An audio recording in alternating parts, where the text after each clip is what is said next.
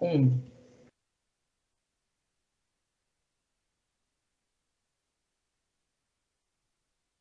Boa tarde a todos e a todas que estão aqui conosco nessa tarde de sexta-feira. É um prazer estar aqui. Estamos pela Escola Judicial de Servidores do Tribunal de Justiça de São Paulo.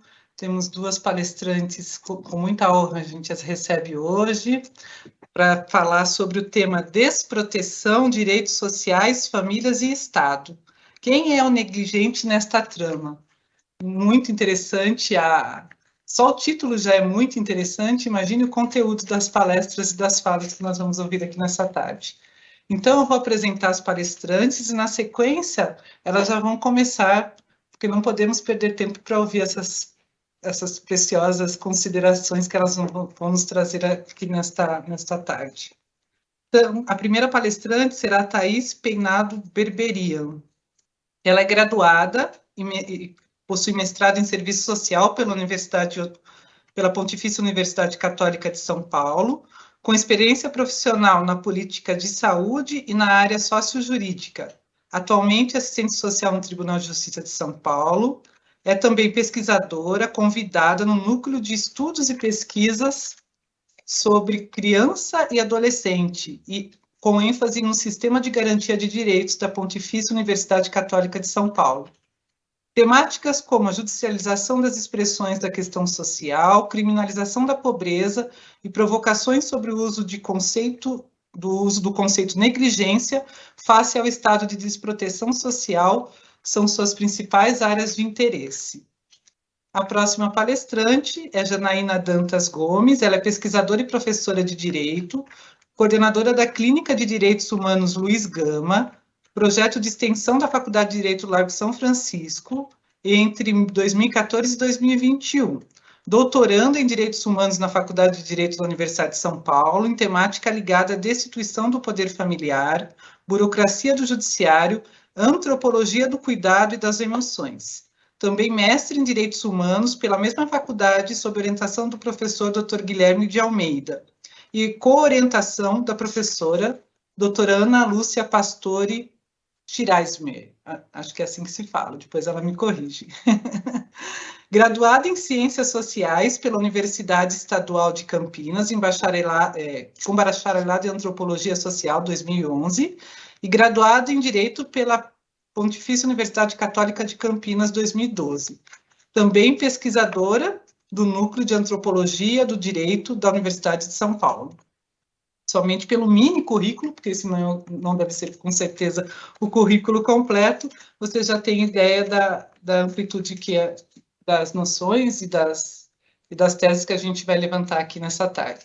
Desejo a todos uma excelente oitiva, gratidão. Nós estamos com mais de 180 participantes, é muito bacana isso, acho que é um aprendizado que a gente leva para tudo, né? E, ao final,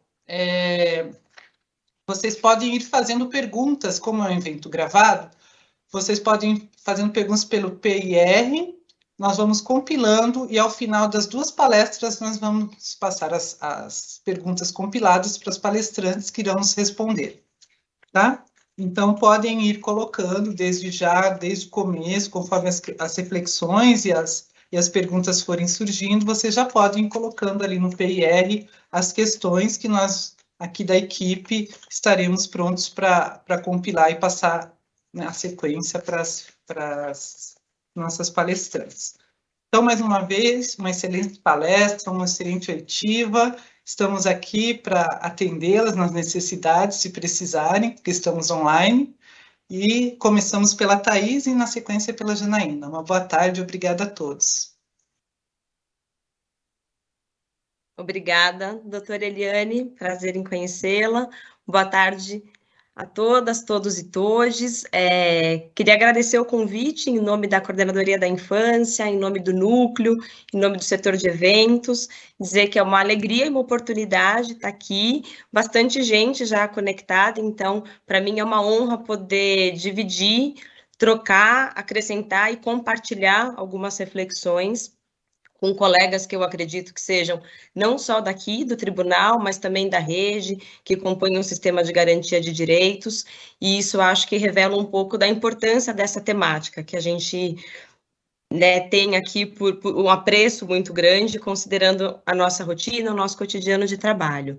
Quero também, em especial, cumprimentar a Janaína, pessoa e profissional que eu admiro muito e que tenho muita felicidade dos nossos caminhos terem se cruzado há alguns anos, e a gente vem realizando algumas trocas importantes e afetivas, né, do ponto de vista do nosso trabalho, ainda que em espaços e profissões diferentes. Como a doutora Eliane trouxe, Janaína e eu organizamos a nossa fala, então, de modo que a gente consiga fazer um diálogo, uma ponte com as nossas reflexões. Eu começo por aqui, preparei um pequeno PowerPoint que quero compartilhar com vocês, aí só quero que vocês me digam se está já na tela aparecendo. Sim? Ótimo. Então, assim, né, acho que, como a própria doutora Eliane trouxe, quando a gente pensou nesse tema e o título que a gente daria a ele, não à toa foi Desproteção, Direitos Sociais, Famílias e Estado. Quem é negligente nesta trama? Nesse título, eu queria já chamar a atenção para algumas questões, né, famílias no plural, não é o acaso que a gente coloca aqui no sentido de ressaltar a pluralidade desse conceito de famílias que a gente precisa entender e refletir sobre. E também o título vem já com uma pergunta, com uma palavra que para mim é muito cara e que eu vou buscar abordar ao longo da minha fala, que é sobre negligência. E aqui a gente pergunta, então, quem é negligente nesta trama, onde se interrelacionam famílias, Estado, sob a perspectiva dos direitos sociais, em um contexto de desproteção. Então, acho que é sob essa luz que a gente vai dialogar a partir de agora, pensando em algumas problematizações. Pensando, né, nessa figura de um farol, assim, quais acho que são os dois grandes objetivos que eu gostaria de dividir com vocês hoje. Então, inicialmente, refletir sobre o estado de desproteção social e os impactos provocados nas famílias, e nas famílias pobres em especial, em relação à possibilidade ou não de cuidado de suas crianças e adolescentes. E um outro objetivo é que a gente possa conversar um pouco, sinalizando as implicações ético-morais acerca do uso equivocado do conceito negligência nas opiniões técnicas emitidas pelos profissionais do sistema de garantia de direitos e quais os seus rebatimentos para os sujeitos envolvidos. Eu ia provocar aqui, toda vez que colocasse o conceito negligência, eu queria colocar entre aspas por escrito, não coloquei, mas acho que toda vez que eu fizer referência a essa palavra, negligência, que a gente pense nela entre aspas, para que a gente já possa começar a problematizar o seu conceito, o seu uso e as suas implicações. Na medida que eu fui organizando a fala, pensando em como conduzir esse debate hoje, pensei em vários caminhos metodológicos e espero que eu tenha feito a melhor escolha, a escolha mais interessante. Então, eu vou contar para vocês um caso que é hipotético, mas que muito bem poderia ser um caso real. E talvez muitos de vocês se identifiquem com algum aspecto desse caso que eu vou apresentar, por ele ser muito comum no nosso cotidiano, não só para quem está no espaço sócio-jurídico, mas também para quem trabalha nos outros serviços que compõem o sistema de garantia de direitos. Então, vamos pensar que é um caso de acolhimento emergencial de duas crianças entre 4 e 8 anos de idade. E esse acolhimento se deu por denúncias sobre situações de negligência dessa mãe. A partir das características que eu vou contar para vocês desse caso, eu gostaria que todo mundo desse atenção ao que geralmente é dado relevo, ao que é dado reforço nos registros profissionais que versam sobre um caso que é judicializado. Então, o que a gente poderia pensar que a descrição desse caso num relatório que vem emitido ou pelo Conselho, pelo CRAS, pelo CREAS, pelo BS, pela escola, vem contando assim, que é uma mulher jovem, entre 20 e 25 anos, que mora numa condição bastante precária, ela não concluiu os seus ensinos, ela terminou no ensino fundamental, ela estudou até o ensino fundamental, ela não tem um emprego fixo, não tem renda regular, ela tem uma renda intermitente, ela não tem um suporte sociofamiliar adequado, também aqui com muitas aspas, e ela faz uso de substância psicoativa. Nesses registros, não vem dizendo qual é essa substância, nem qual a intensidade do uso, nem qual é o comprometimento desse uso para a sua vida social e para suas atribuições. Vem dizendo que ela faz uso. Vem relatando, inicialmente, umas situações em que os filhos ficam sozinhos na casa, então é feito uma denúncia para o Conselho Tutelar, é tentado articular no sistema de garantia de direitos um acompanhamento para essa mulher, e aí vem relatado nesse registro que ela não aderiu ao CREAS, ela não aderiu ao CAPS-AD, e aí, num final de semana, tem uma situação específica em que as crianças ficam sozinhas de novo, e aí é feito um acolhimento emergencial. Ponto. Vou contar só até aqui esse caso hipotético, mas que talvez muitos de vocês já tenham atendido algo semelhante. E aí, eu queria que a gente fizesse um exercício nesse momento de pensar o que foi dado relevo à história que eu contei para vocês. Eu vou compartilhar as minhas impressões, que são as impressões que eu tenho no meu cotidiano quando me deparo com esses registros.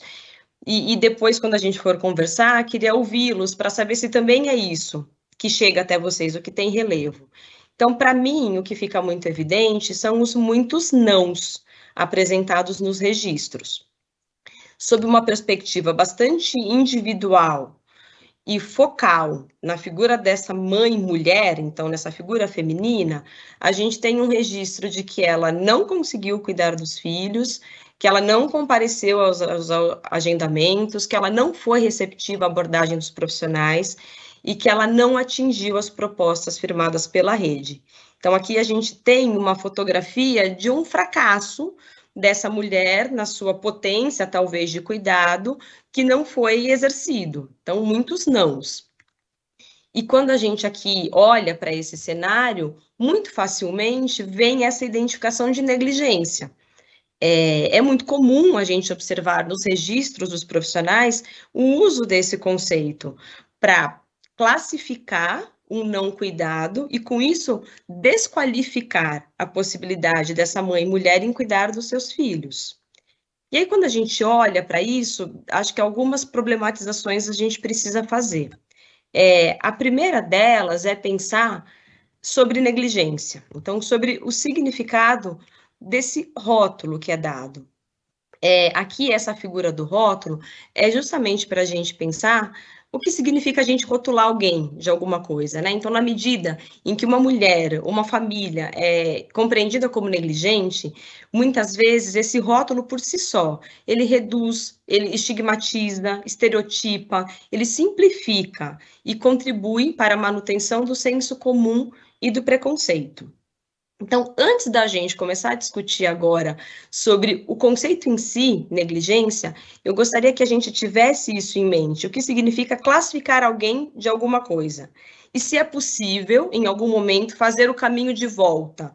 É possível tirar o rótulo de alguém, uma vez que é dado essa definição, né? Qual o impacto disso? E se a gente consegue, em algum momento, lá, falar, olha, veja bem, acho que não era negligência. É possível esse caminho, uma vez que isso já foi escrito? Então, primeira problematização aqui para a gente fazer em relação ao conceito. Junto disso, algo mais profundo é a gente pensar, afinal, o que é negligência? Então, e aí aqui eu queria dividir um pouco com vocês algumas das inquietações que eu tenho pelo percurso que eu venho fazendo desde o meu mestrado. Eu me propus no mestrado a estudar sobre o conceito negligência, entendendo primeiro que ele era um conceito transversal, então que não apenas os assistentes sociais utilizam desse conceito, e não só no sistema de justiça, mas também na saúde, também na assistência. Então, partindo da premissa de que ele é um conceito transversal, a minha hipótese era de que muitas vezes esse conceito é usado de modo equivocado pelos profissionais. E eu fui a campo com essa indagação, e quando eu entrevistei os profissionais, eu perguntava a eles, esse é um movimento interessante se a gente abrisse aqui, né, no chat e pedisse assim, escrevam o que vocês entendem por negligência.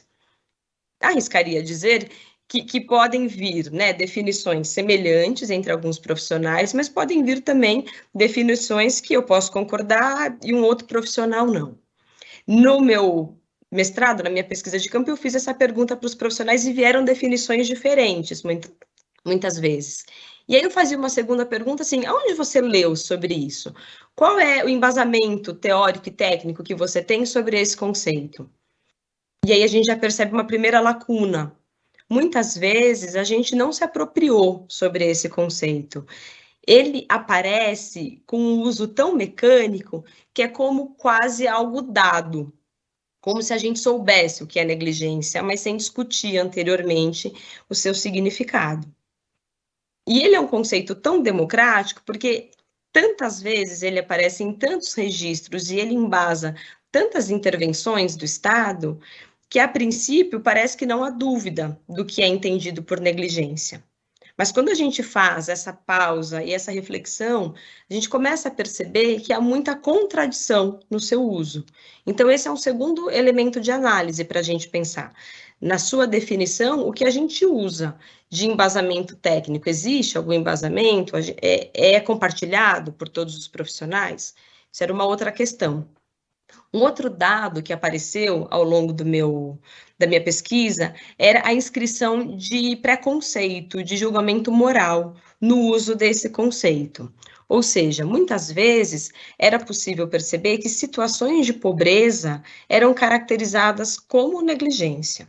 Então, para fazer um apanhado, eu acho que é possível a gente dizer sobre o conceito negligência, que ele vem sendo usado muitas vezes como sinônimo para a pobreza, que ela precisa, então, ser compreendida, né, a negligência como um fenômeno complexo, e por isso ela não pode ser entendida apenas no contexto restrito das práticas internas das famílias, pois estas sofrem o impacto dos fatores sociais, políticos, econômicos e jurídicos que criam dificuldades para proverem os cuidados necessários aos filhos, ou seja, esses três elementos de análise nos ajudam a entender que o uso do conceito negligência precisa ser problematizado, uma vez que muitas vezes é essa caracterização que vai embasar um acolhimento familiar, uma destituição do poder familiar posteriormente.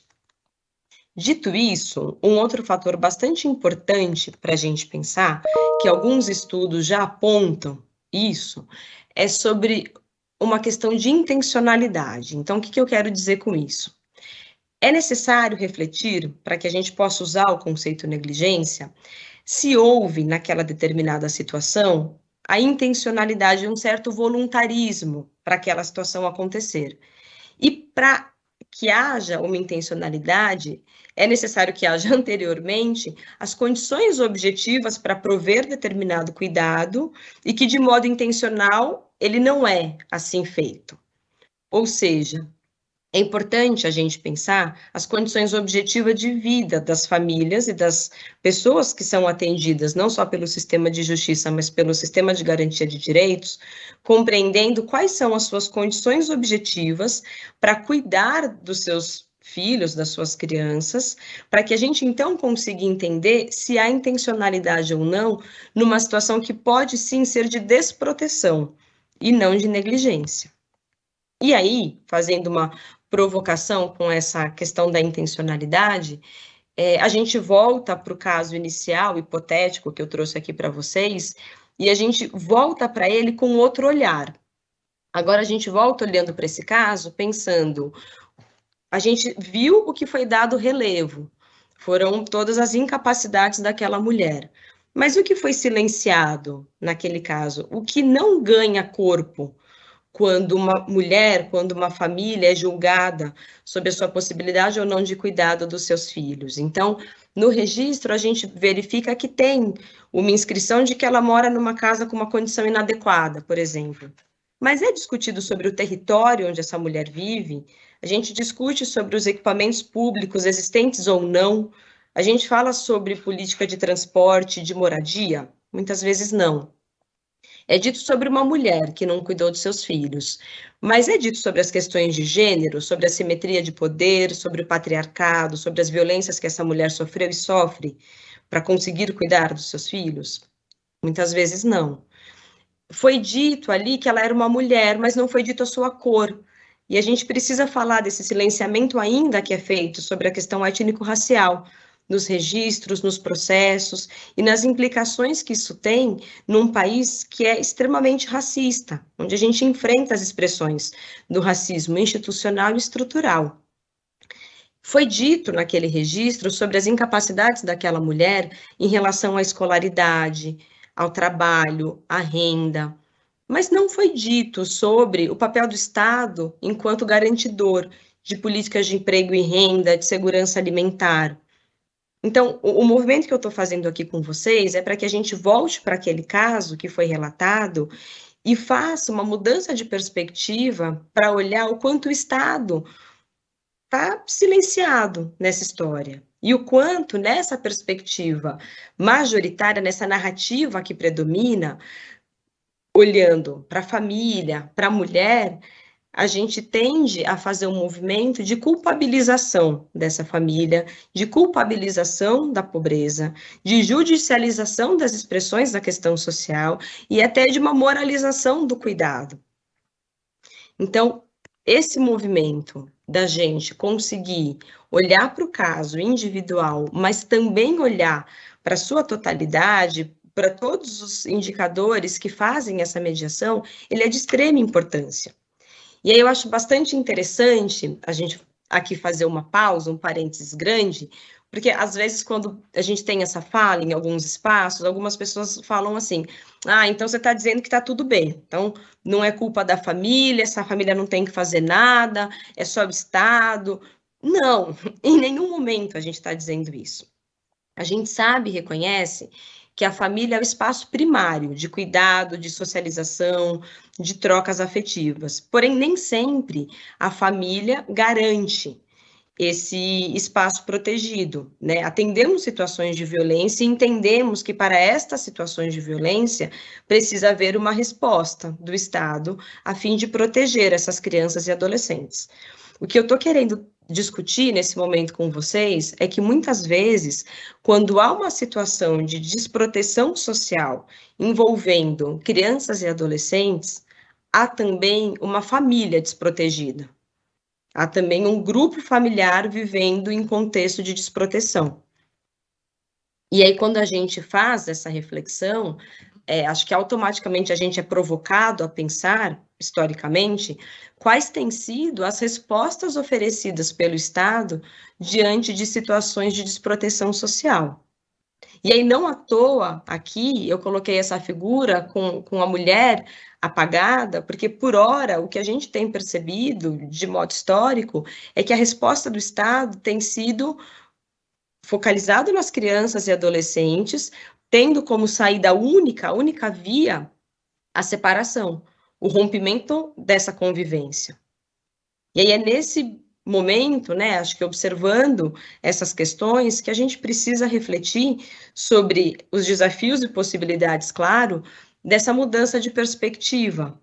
Quais são as nossas possibilidades para pensar em conseguir oferecer outros modelos de respostas, e aí pensando que essas respostas não conseguirão ser individuais por cada profissional ou por cada ator que compõe o sistema de garantia de direitos, mas elas também são de cunho individual, também compartilhados, para que a gente tenha uma mudança de perspectiva. E aí, quando a gente pensa no que é essa mudança de perspectiva, e aí eu volto para essa figura do farol, que é para problematizar um pouco, para a gente pensar algumas questões, é que a nossa perspectiva, o nosso olhar, precisa estar direcionado para a convivência familiar e comunitária, por o direito dessas crianças, desses adolescentes, crescerem em suas famílias de origem, e para isso, essas famílias precisam ter acesso adequado aos seus direitos sociais. Então, por hora, né, refletir sobre essas possibilidades nos leva a imaginar que não temos respostas objetivas nem imediatas neste momento, mas que precisamos parar e refletir sobre a narrativa hegemônica que tem sido dada e oferecida em relação a essas famílias empobrecidas, consideradas e classificadas como negligentes, E aí, fazendo uma reflexão sobre a quem serve esse conceito de negligência, quem se beneficia desse conceito, quando, ao utilizá-lo, a gente apenas olha para os contextos familiares e não para o Estado como um agente que deveria organizar de modo protetivo a vida das pessoas. E então, tendo essa lógica um pouco maior, buscar as respostas, talvez, para oferecer microfissuras nesse sistema, né? Quais são as respostas que talvez a gente consiga oferecer para mudar essa perspectiva? Acho que, né, por hora, vou passar para a Janaína, porque a ideia é que a gente tenha muito mais tempo para o debate do que para a apresentação, e acredito que ela tem elementos importantes a partir da pesquisa dela, para que a gente possa pensar sobre não só o conceito negligência, mas sobre essas respostas que a gente consegue, pode oferecer dentro desse contexto.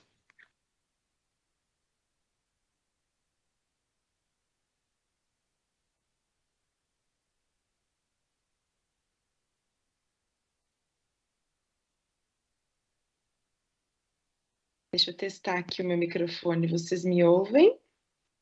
Sim? Perfeito. Gente, super boa tarde. Obrigada, Thaís, pela apresentação.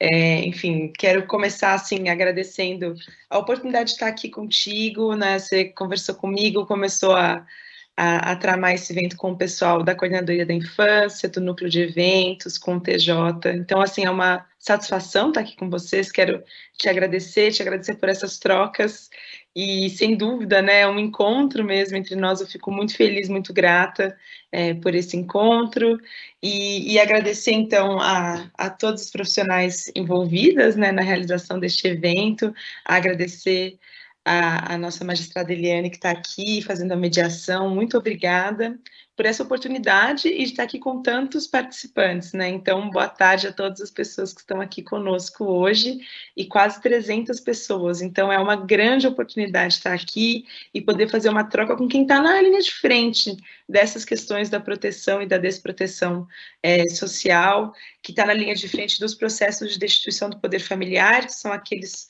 sobre os quais eu tenho particularmente me dedicado, e amparada por uma produção muito grande do que tem sido feito em São Paulo, especialmente da professora Eunice Fávero, que está no núcleo da criança e adolescente, que a Thaís é pesquisadora convidada, que eu frequento, na qual eu conheci a Camille, que também está aqui na organização do evento recentemente. Então, enfim, é uma satisfação, uma honra estar aqui com vocês e poder fazer parte desse grupo que está pensando essas questões que são tão sensíveis e tão delicadas.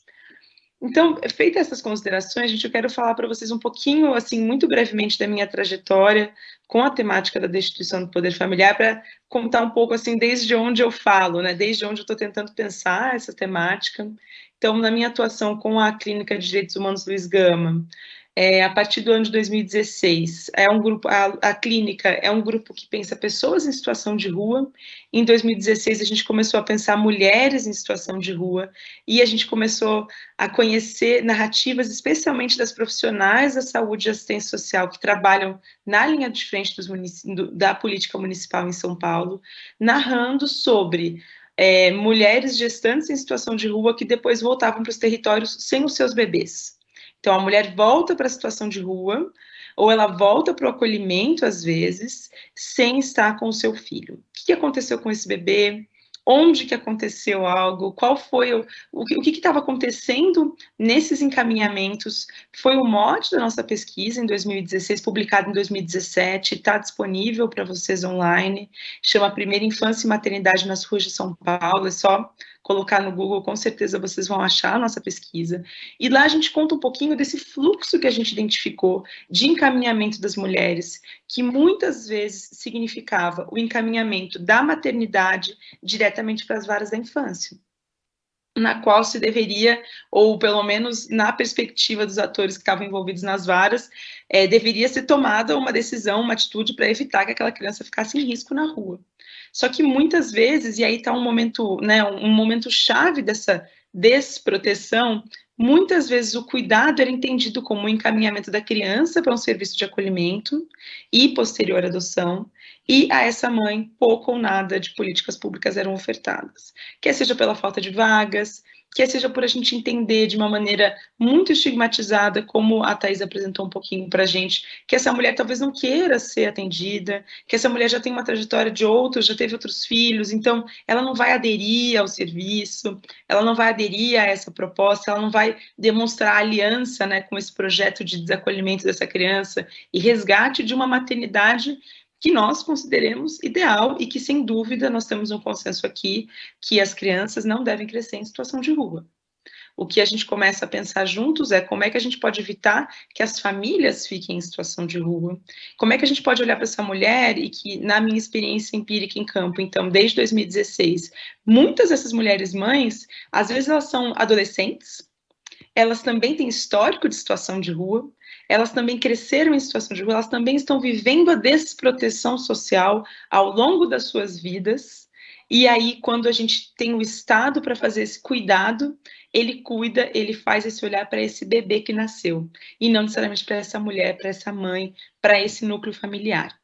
Então, a nossa pesquisa contou um pouco desse fluxo de encaminhamento, especialmente considerando a situação de rua e o uso presumido de drogas, como é que o uso de substâncias, ou o histórico desse uso, ou o uso que realmente existe, é declarado, como é que ele pode ser um fator acelerador para a gente dessas destituições, dessas separações, e que a gente muitas vezes entende que essa mulher, por ser usuária, isso é um elemento totalmente impeditivo de um exercício responsável da maternidade, o que estudos científicos têm mostrado para a gente que não, que a gente tem que avaliar caso a caso.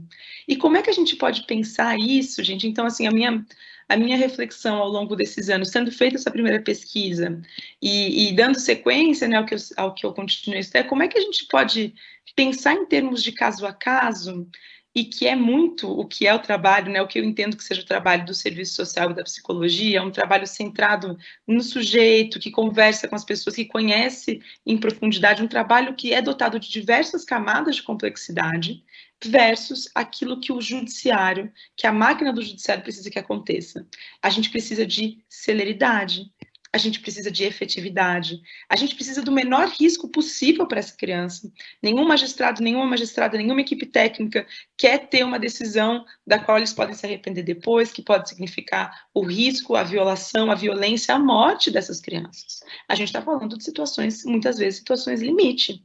Então, como é que a gente pode pensar a complexidade desses casos com o fazer do direito, né? E juntar esses mundos, quais são as convergências possíveis entre essas atuações. Então, a gente não está falando de coisas simples, a gente está falando de coisas bastante complicadas e que o próprio jeito com que a estrutura é feita talvez dificulte a nossa aproximação em termos de caso a caso. Então, acho que esse é um pouco onde eu gostaria de caminhar com a gente hoje, né? Não é que um determinado juiz, uma determinada profissional da maternidade que encaminhou, do Ministério Público que já fez direto o pedido de destituição, a gente não está falando de sujeitos individuais, a gente está falando de uma estrutura de funcionamento. Porque se a gente resolver parar agora, hoje, em uma vara em específica, parar de fazer esse fluxo de destituição e de encaminhamento, o que a gente vai ter para garantir o direito dessa mulher ao exercício da maternidade?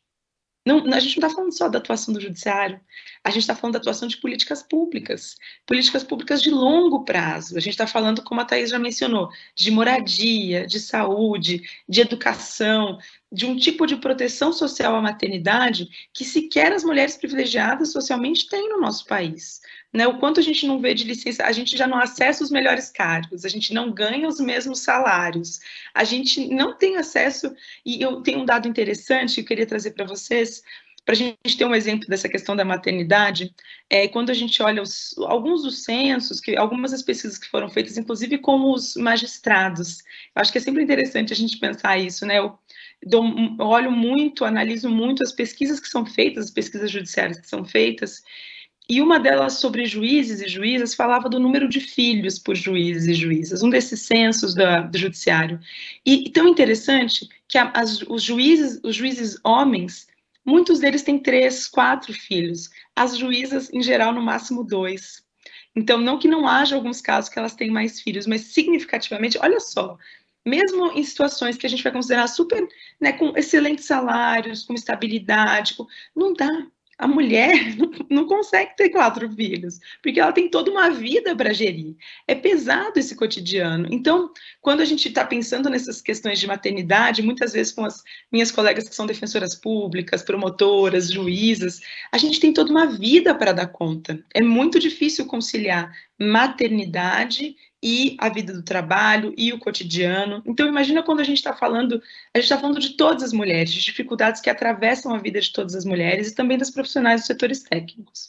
Então, na minha pesquisa de doutorado, eu também ouvi muito sobre isso, né, sobre como pensar essa maternidade e como pensar a própria maternidade. O que a gente está produzindo entre essas questões.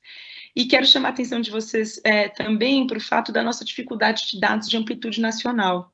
Entre essa pesquisa da Clínica de Direitos Humanos e o meu doutorado atualmente sobre destituição do poder familiar, eu participei do Diagnóstico Nacional da Primeira Infância, está disponível, todo o material está disponível no site do Conselho Nacional de Justiça, do CNJ hoje. Foi uma pesquisa muito grande, sobre a qual a gente se debruçou em mais de 500 páginas sobre a destituição do poder familiar, e a gente tem poucos dados amplos nacionalmente para entender quem são as pessoas que são destituídas do país, qual que é o perfil dessas crianças, qual que é a lacuna entre as crianças que são destituídas e as que são efetivamente adotadas. A gente não consegue entender se a adoção é realmente o melhor caminho para todas as crianças destituídas, mas tem 2 dados que eu acho muito interessante trazer para vocês. Um é que as destituições do poder familiar na primeira infância, especialmente de bebês e de crianças até 3 anos, são potencialmente muito rápidas. Então, quando as pessoas falam que tem uma demora excessiva, os dados não mostram isso para a gente. E eles mostram, e aí no eixo 13, está na página 115, que eu anotei aqui, se vocês quiserem dar uma olhada, a gente fez uma tabela com a maior frequência dos motivos de acolhimento das crianças. A gente não consegue ver o motivo da destituição, mas a gente consegue ver o motivo do acolhimento. E negligência está lá. E negligência está com um número enorme. E a gente não consegue saber que negligência que é essa. Isso que a Thaís está contando um pouquinho para a gente. O que abarca nessa ideia de negligência, né? O que é essa negligência? Como que é essa negligência? Em face de quem? Como? Quais são? E será que a gente está falando da negligência nesse sentido técnico, que é não dar aquilo que você tem? Né? As famílias têm algo que elas estão negando a essas crianças, ou elas não têm acesso a algo e, portanto, as crianças não têm acesso a isso também. E aí, pegando esse gancho da maternidade, gente, em alguns estudos, por exemplo, sobre fome, que eu acho que é um tema muito caro para o Brasil de 2022, pensar a fome, a subnutrição.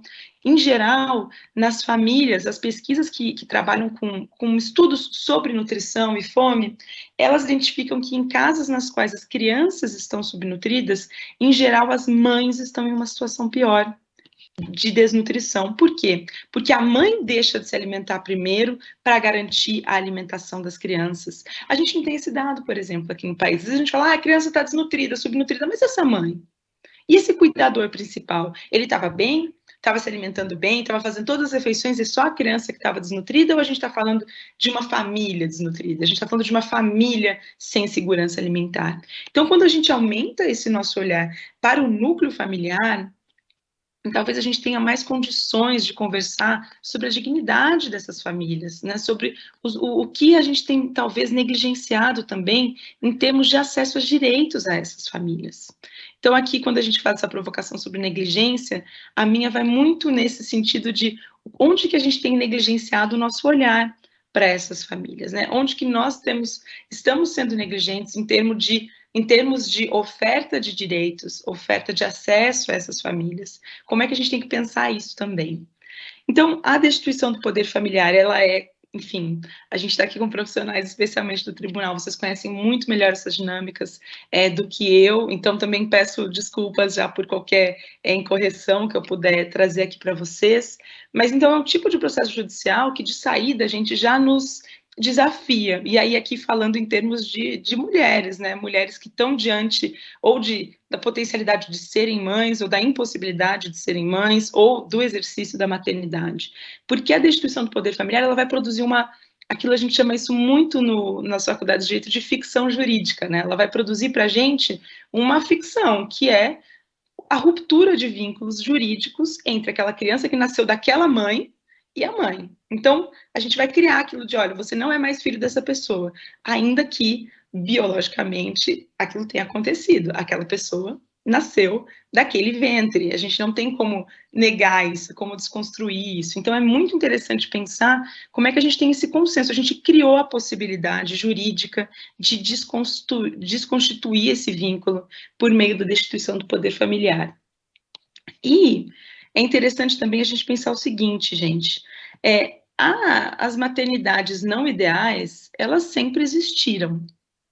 A gente, ao longo da história, cada vez mais, né, a gente tem conversado sobre isso, como é que a separação de filhos de suas mães sempre ocorreu, seja no Brasil escravagista, no qual essas crianças nascidas de mulheres escravizadas eram comercializadas, essas crianças vindas já do continente africano, também eram separadas das suas famílias, as crianças, não sei se vocês já ouviram falar disso, mas as crianças sobreviviam mais por aquilo que são as crianças, mas também pelos cuidados que recebiam ali naqueles contextos dos navios.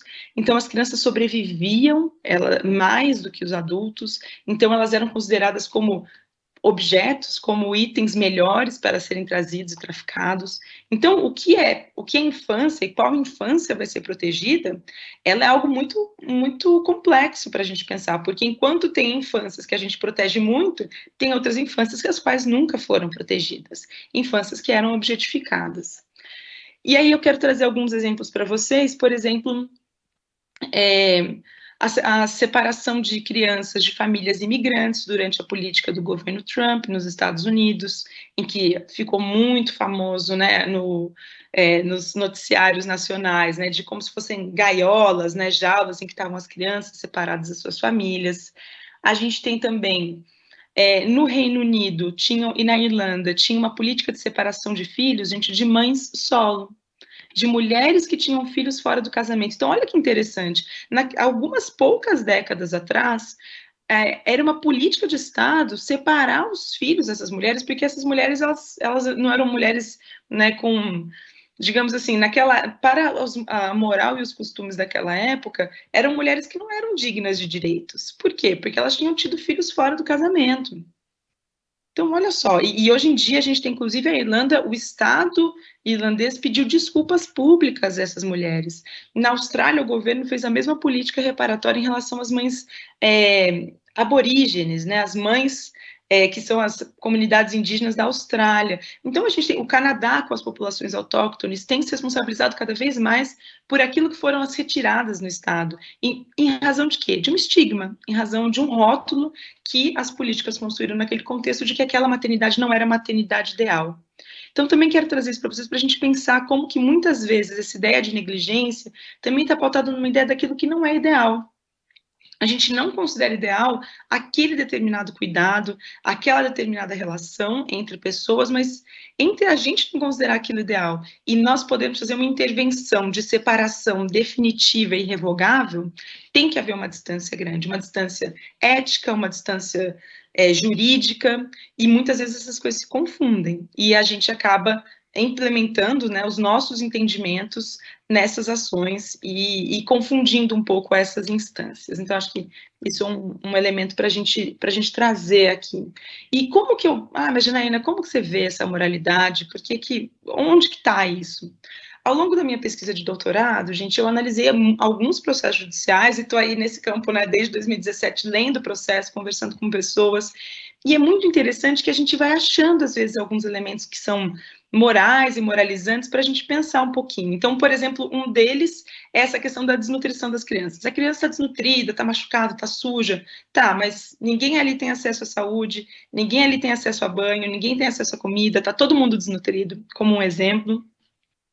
Um outro exemplo que eu acho interessante é como é que muitas vezes ao longo dos processos de destituição ou dos processos de acolhimento dessas crianças, né, antes da destituição, muito se fala sobre a esterilização dessas mulheres. Ela deveria fazer planejamento familiar como uma forma de cuidado. Não, mas uma forma de cuidado, ela tem que ser esterilizada, não, Janaína, tem um Implanon. Claro, tem um Implanon, tem a contracepção.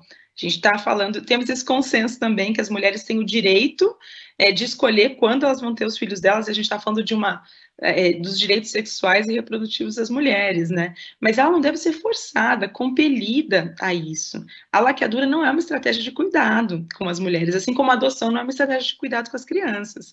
A gente tem que falar sobre estratégias de cuidado de maneira separada. E muitas vezes essa questão da laqueadura, mas o que a gente vai fazer com uma mulher que já teve 10 filhos? Bom, a gente vai cuidar dela até ela se responsabilizar pela decisão de falar, não vou gerar mais uma criança. E aí, também pensando em uma outra oportunidade que nós tivemos juntas, né, Thaís, com o pessoal do Instituto Fazendo História, com um trabalho muito legal com famílias de origem, contando de histórias, casos de sucesso como esse, em que a mãe já tinha tido 9 gestações e na 10ª, com uma intervenção, ela se responsabilizou por não ter mais filhos, por entender o que estava acontecendo, sem ter que ser obrigada, compelida a uma laqueadura, por exemplo. Eu quero trazer um exemplo para vocês dessas ideias de negligência que, já encaminhando um pouquinho, né, para a gente ter bastante espaço para o debate, eu acho que seria super legal a gente poder conversar mais sobre isso. Eu quero dar um exemplo para vocês dessa dificuldade, dessa complexidade, dessa negligência, de repente não está tão claro, né, eu queria materializar um pouquinho para vocês e pensar, então, essa encruzilhada, né, da destituição do poder familiar. Essa atuação dos setores técnicos que precisa olhar com uma complexidade para esses casos, como é que precisa traduzir a complexidade que vocês veem para nós, operadores do direito, que não entendemos todas as camadas do que vocês estão, né, trazendo para a gente, e não só, né, essa dificuldade, mas a dificuldade do fazer da própria burocracia do direito. A gente trabalha, com opostos binários, né, acusação-defesa, culpado-inocente. O quanto que isso cabe num processo de destituição do poder familiar? Será que cabe a gente ler aquela petição inicial em que se destrói a mãe, a família, e depois aquela defesa que idealiza aquela mãe e a família, e aí cabe ao juiz, ao setor técnico, fazer, ou a juíza, né, fazer essa leitura, e aí? E é binário, né? A gente não consegue construir uma composição, um diálogo, uma colaboração para entender qual que é o melhor para a criança neste caso. Será que a gente não consegue encontrar um meio do caminho entre a defesa intransigente e a acusação que, né, simplesmente desvaloriza, deslegitima tudo que aquela família tem a oferecer de potenciais? Então, assim, um dos exemplos que eu acho interessante para a gente trazer, e essas ideias das nossas negligências, eu queria trazer para vocês um elemento que me incomoda muito nessas leituras, incomoda muito das minhas interlocutoras, e a gente está falando de uma maioria feminina, né, gente, nessas atuações. A gente está falando de mulheres que são destituídas, famílias extensas que, em geral, são compostas pelas avós, pelas tias, pelas irmãs mais velhas que vêm buscar essas crianças, que vêm tentar permanecer com essas crianças. Nós estamos falando de setores técnicos, ao menos em São Paulo, compostos quase em sua totalidade por mulheres. Então, a gente está falando de mulheres, né? São questões que atravessam maternidades, cuidados, que se atravessam nessas questões. E um exemplo que eu acho bem interessante para a gente pensar é a questão da amamentação. Quero trazer para vocês aqui um excerto de um dos casos que eu analiso, mas de cenas que eu ouvi muitas vezes ao longo dessa minha trajetória, que é o indeferimento pela maternidade ou pelo juízo da amamentação do recém-nascido, ou da criança recém-nascida. Então, em um dos casos que eu analisei, a amamentação foi indeferida. Nesse caso, a maternidade, a criança estava acolhida com a mãe, e depois teve um pedido, a criança foi acolhida, mas não havia violência, era porque a mulher tinha um histórico de uso de drogas. Esse pedido foi acatado, a criança foi acolhida, separada da mãe. E a mãe queria continuar amamentando essa criança. O indeferimento se deu por 2 motivos. O primeiro deles é que a mulher usuária de drogas ofereceria risco àquela criança se ela amamentasse, porque ela usava drogas. E o segundo motivo para o indeferimento era em razão da ausência de estrutura do SAICA para a garantia da amamentação por parte dessa mãe. Não havia espaço adequado, não havia uma rotina, porque a rotina de visitas do SAICA, em geral, tem horas marcadas, e a criança, para ser amamentada, é uma dinâmica diferente, especialmente o recém-nascido, né, que vai ser amamentado ao longo do dia diversas vezes.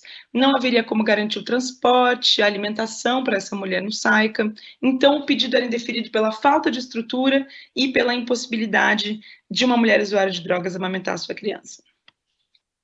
O primeiro ponto, gente, dessa dificuldade, dessa impossibilidade, a nossa própria cartilha da amamentação nacional e os estudos que a gente tem hoje falam para a gente, e experiências bem interessantes, por exemplo, a Casa da Gestante em Campinas, que trabalha com redução de danos, vai falar para a gente que 24 horas sem o uso de substância já permite que a mulher amamente.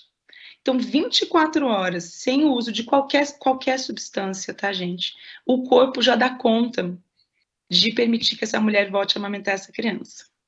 Então, o fato dessa mulher usar drogas ou não, e naquele caso ela afirmou que já estava abstinente desde, né, do momento pré-parto da criança, que ela poderia sim amamentar essa criança, mas mesmo se ela estivesse fazendo uso, 24 horas sem uso, ela já poderia amamentar. Essa criança muito provavelmente seria encaminhada à destituição, mas o quanto seria melhor para essa criança e para essa mãe, esse momento da amamentação, que é um direito da criança também. Mas, bom, então esse primeiro item, sob aspectos científicos, poderia ser contornada por meio de uma atuação em rede com essa mãe, supervisionando, cuidando para que ela não fosse fazer o uso e ela pudesse amamentar essa criança.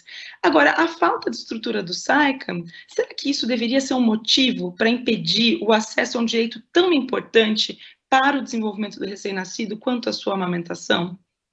Então, o que eu quero propor para vocês aqui, nessa nossa reflexão, é o quanto que talvez a gente, né, essas nossas negligências cotidianas na falta de acesso a direitos a essa mulher e a essa família. Será que a falta de um espaço, qual que é o espaço que uma mãe que amamenta precisa? Ela precisa de uma cadeira, ela precisa ter acesso à alimentação, ela precisa de uma cadeira para amamentar o filho dela.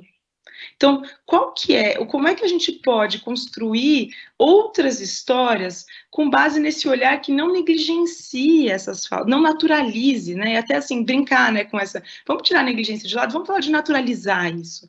A gente acha normal, não, o SAICA não tem estrutura, então a mulher não vai poder amamentar esse bebê. E a gente vai acabar por aí?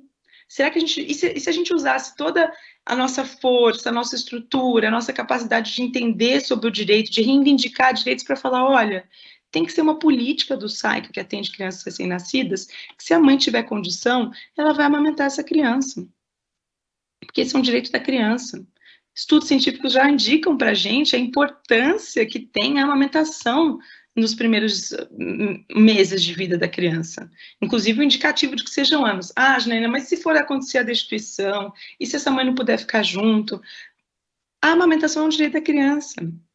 A amamentação é um direito da mãe, só traz benefícios à construção desse vínculo. A psicologia vai falar para a gente que as rupturas iniciais nessa criança podem traumatizá-la a ponto, inclusive, de ela ter dificuldade de se vincular com a nova família. Então, quando a gente fala que o SAICA não tem estrutura, o que será que a gente está contando sobre onde a gente está priorizando os nossos cuidados? Sobre quais são os direitos que a gente quer cuidar e de quem? Nesses casos, será que nós também não estamos negligenciando os acessos a essas pessoas, né, os direitos dessas pessoas, os diversos direitos? Ah, a mulher está em situação de rua e ela não pode permanecer com essa criança. Perfeito. Quais são as políticas dos nossos municípios de acesso à moradia? São péssimos, gente, são pouquíssimos. Em São Paulo, a gente tem, o nosso relatório conta um pouco sobre isso, mas eram 100 vagas para famílias. 100 vagas. E essas pessoas têm que ter autonomia financeira. Que mulher puérpera consegue trabalhar e se sustentar? Então, se a gente não pensar em rede, se a gente não ampliar o nosso olhar e começar a ver essa família, essa mulher, os direitos das mulheres puérperas, das mães, como é que a gente negligencia esses direitos, como é que a gente naturaliza essas violências cotidianas, de ter que voltar a trabalhar e estar com as crianças pequenas, não ter rede de apoio, não ter cuidado, não ter tratamento de saúde para as mulheres, focado nas mulheres, mesmo a questão da drogadição. A gente não tem tratamentos, gente, de saúde focados na drogadição feminina. Como é que a gente quer que essas mulheres parem de usar drogas se não tem um tratamento focado na drogadição feminina? Elas têm que se adequar aos tratamentos que não são feitos para elas, não são desenhados para nós, mulheres. Então, pensar um pouco, ampliar um pouco essa rede, esse olhar, essa lente que a gente está fazendo e acionar a rede a partir dos diversos lugares que a gente ocupa, dentre eles o judiciário, é uma forma da gente pensar como mitigar, como diminuir esse olhar para a negligência, que responsabiliza a família pelas faltas e que pode contar para a gente sobre uma negligência maior em relação aos direitos dessas mulheres que têm sido negados, aos direitos dessas famílias e que impactam essas crianças. Independente da destituição, gente, ou não, o quanto que a gente tem cuidado dessas famílias após a destituição. A gente entendeu naquele caso que aquela mulher não podia ficar, fizemos uma ótima decisão, essa criança foi acolhida, foi adotada. E o que aconteceu com essa mãe? O que aconteceu com essa família? Ela voltou para a mesma situação de violência em que ela estava, de pobreza, de miséria? Será que a gente também não está falando de uma negligência do Estado? E aí, enfim, gente, para concluir, o quanto que é importante a gente pensar que o Poder Judiciário não é o grande ator central disso, né? A gente está falando de uma rede de cuidados, a gente está falando da importância de um trabalho em rede, de acessar diversos atores, de trabalhos demorados, e que talvez isso não combine com o que é a estrutura do trabalho do direito hoje em dia. Então, a gente tem que pensar com criatividade, a gente tem que pensar com afetividade, a gente tem que pensar se indignando com esses casos. E essa indignação, ela é capaz de produzir na gente o desejo de mudança, de falar, não, peraí.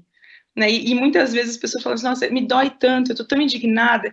E que bom, gente, essa indignação, quando a gente se acostumar com o fato de que mães e filhos muitas vezes não estão podendo conviver no nosso país por pobreza, por desigualdade social, a gente perdeu a nossa capacidade de transformação. E na minha experiência com as interlocutoras, com os setores técnicos, as varas, com os juízes e juízas, especialmente no estado de São Paulo, eu tenho certeza que aqui a gente tem muito potencial de transformação desses casos. Estamos todas e todos incomodados com os encaminhamentos que têm sido dados e tem um desejo muito grande de transformar essa desproteção em proteção, de transformar essa negligência com direitos em acesso, em garantia. É isso, gente. Obrigada. Obrigada, Thaís. Obrigada, Janaína. Grandes considerações.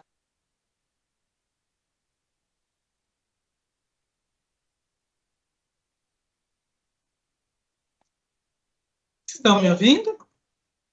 Agora sim, doutora.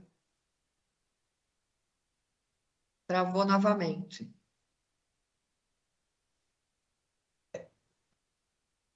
Grandes considerações feitas. Eu vou ler uns comentários. Ih, tá travando.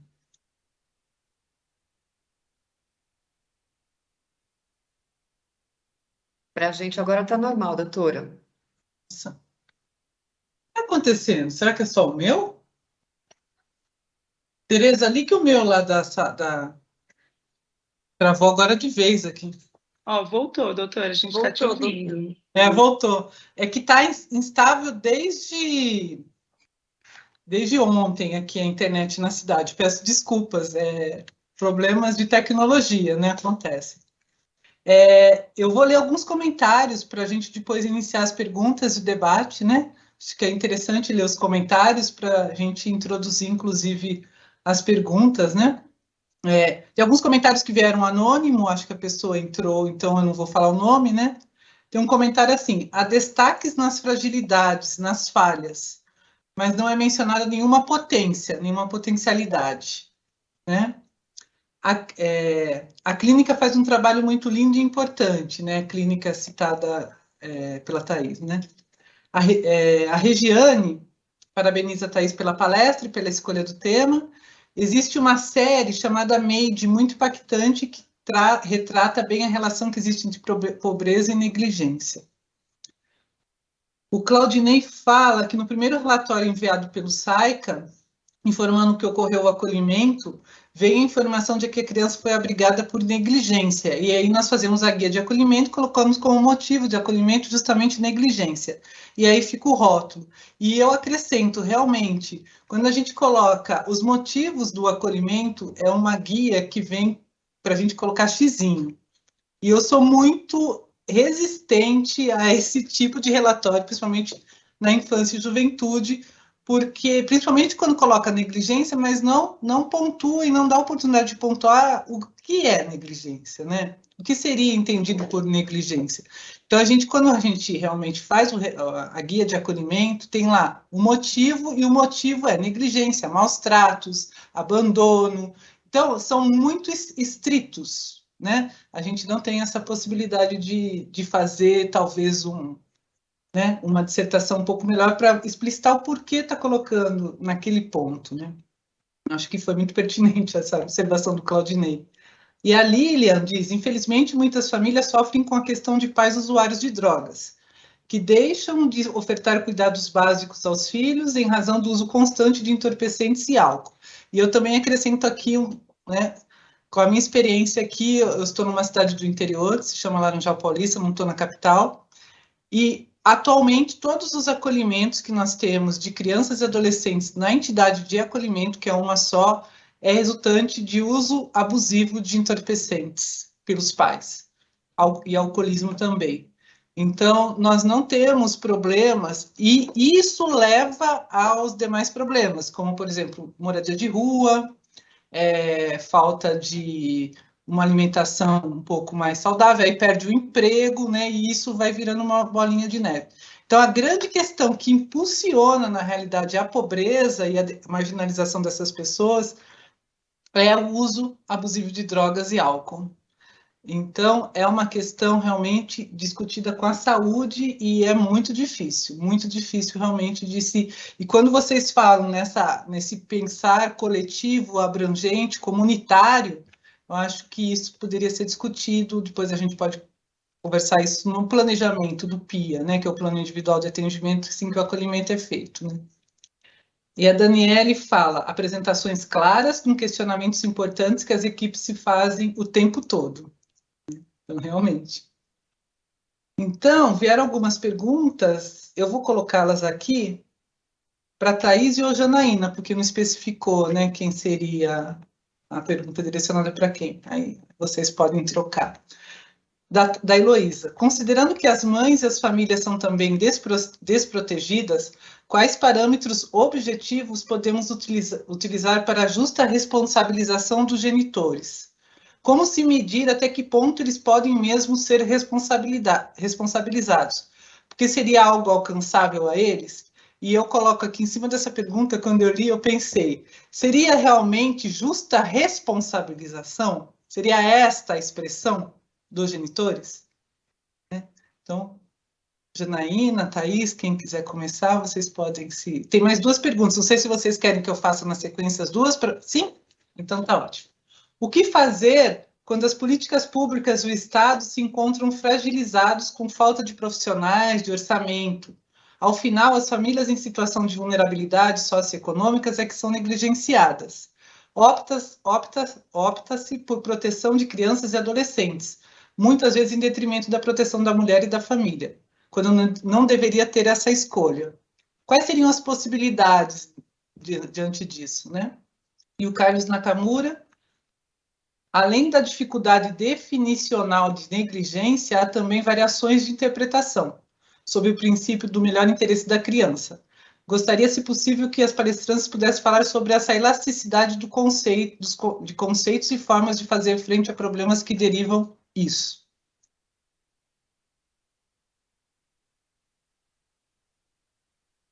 Thaís, dá para ficar falando umas 2 horas aqui sobre isso. Super desafiador, doutora, obrigada. Thaís, quer começar? Acho que tem algumas coisas técnicas assim, sobre negligência que definitivamente são a sua expertise.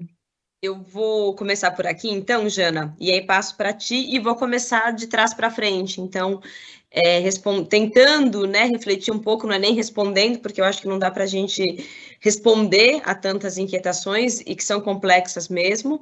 E o Carlos Nakamura, que fez essa última provocação, queria até dizer aqui que antes de entrar nesse encontro, eu estava no grupo de estudos do qual participo, que é sobre adoção, e me sinto como numa extensão nesse momento, porque as problematizações que fazemos lá, fizemos aqui também, e para dizer o quanto eu sinto presente essas inquietações nos setores técnicos, né?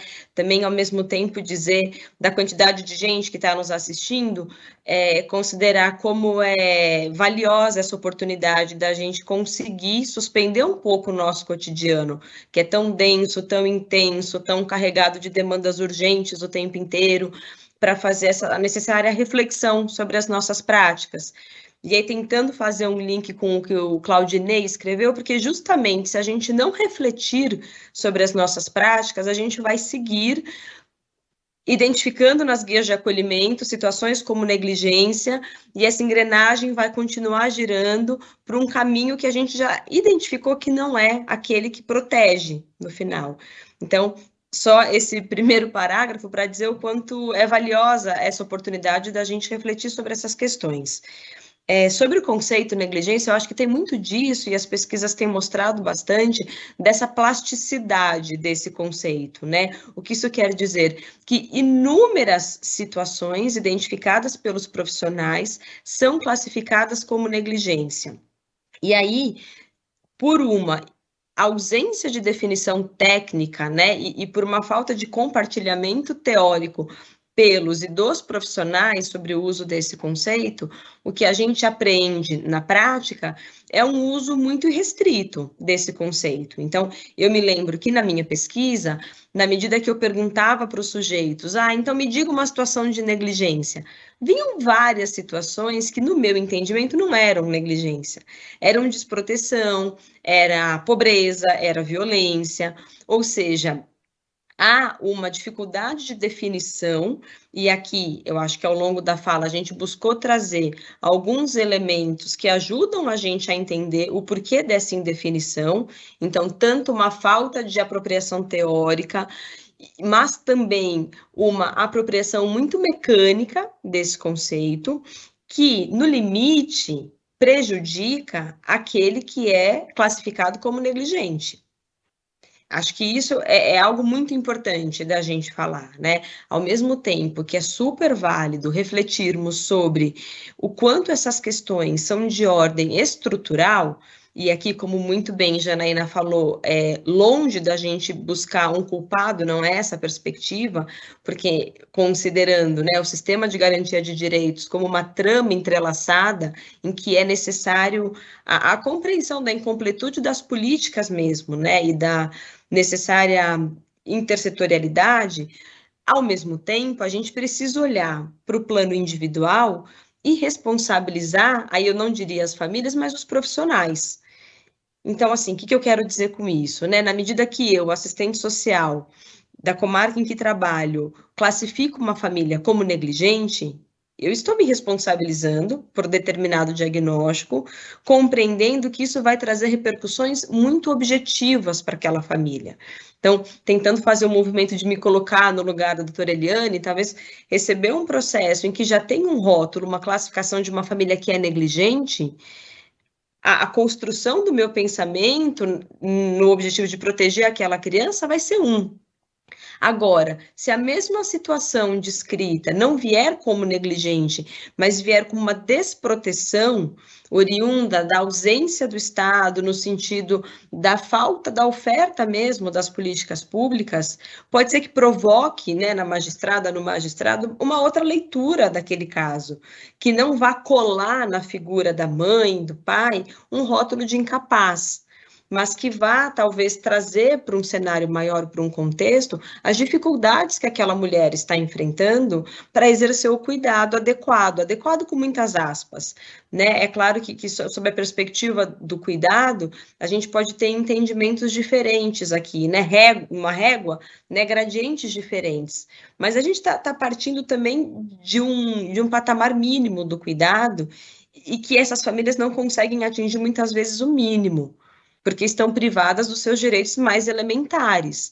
A gente está falando de pessoas que estão em situação de fome. Então, é sobre isso que a gente está falando, e é sobre isso que a gente precisa observar se é inscrito, se aparece nos nossos registros. Porque, ao mesmo tempo em que é esperado, né, dos operadores do direito, a decisão final, ela é tomada a partir daquilo que é informado. Então, se a gente não consegue fazer essas mediações e não fazer as devidas reflexões e mediações nos nossos registros, é muito difícil que isso apareça em uma sentença, por exemplo, né? E claro que não necessariamente, se a gente faz o registro, vai aparecer na sentença, mas pensando na minha responsabilidade enquanto profissional, eu preciso estar atento a isso.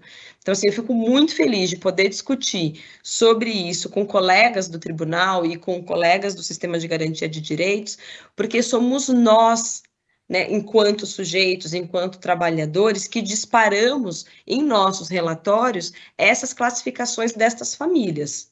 Então, se quem está na ponta consegue fazer essa leitura um pouco mais crítica, problematizando com os serviços o que a gente está chamando de negligência, talvez a gente consiga mudar os encaminhamentos. E aí eu volto a dizer, não estamos falando que está tudo bem e que não vamos intervir. Não, precisamos de acompanhamento das políticas de proteção de nível, né, da atenção básica, especial, média e alta complexidade, sim, mas o olhar é diferente. Se a gente entende que não é uma negligência, e sim que é uma desproteção. Acho que, né, inicialmente, tentei juntar aqui um pouco das perguntas todas que vieram, e aí vou passar para a Jana.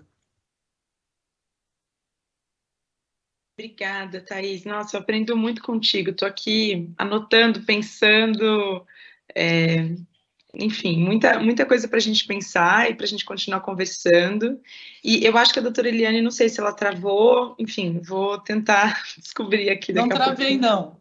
Ah, tá. Não travei, não. Ah, voltou. Estou aqui, é que eu estou tentando manter só fechada a câmera para não ter oscilação, mas estou aqui. Perfeito. Não, eu só vi a sua imagem travada, doutora, que ótimo, então. Perfeito. Não, acho que ela ficou travada, mas eu estou ativa. Perfeito. Agora destravou a imagem? Destravou, perfeito. Estava fechada a câmera, perfeito. Thaís, assim, pensando um pouquinho, né, e pensando nas perguntas que a doutora Eliane trouxe, eu, assim, também agradecer a participação, gente, muito legal, e, nossa, 305 pessoas aqui participando, eu fico, imagina, Thaís, a gente falando num ambiente com mais de 300 pessoas, a gente já tá, que bom que é online, né, assim, a gente não só alcança mais pessoas, como diminui o nervosismo, né, das palestrantes, mas são muito desafiadoras as perguntas que foram trazidas.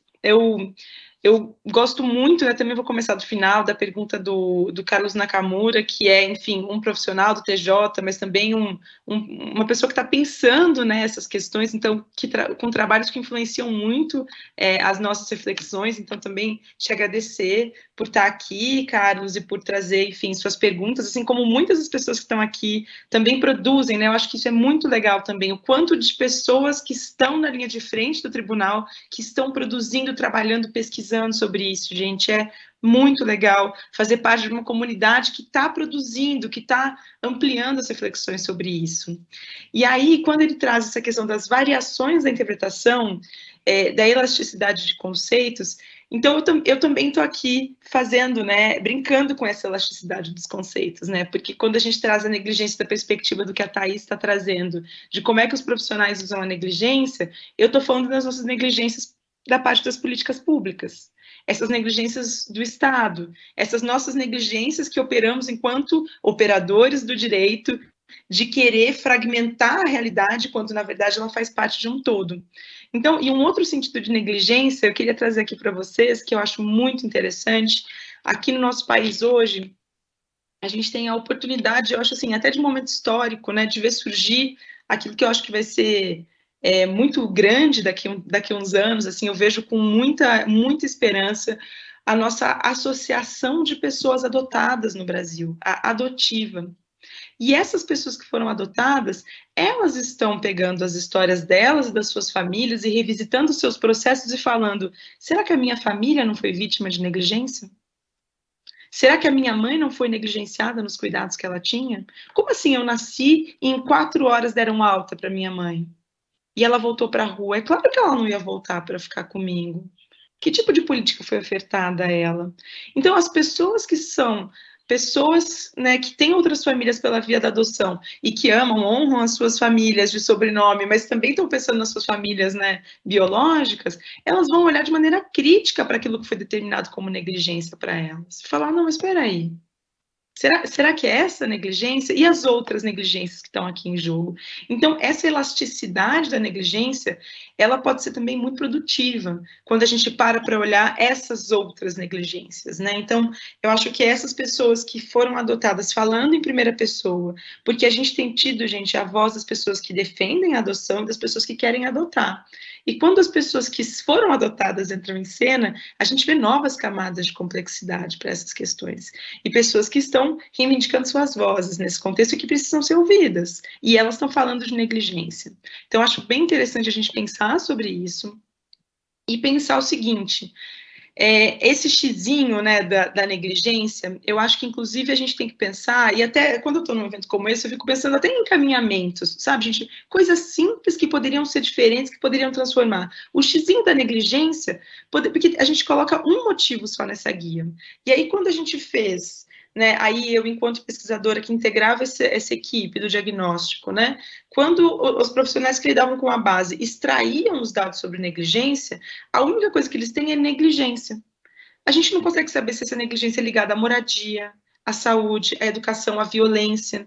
Os casos que são identificados como violência e abuso, gente, eles são minoritários dentro desses processos.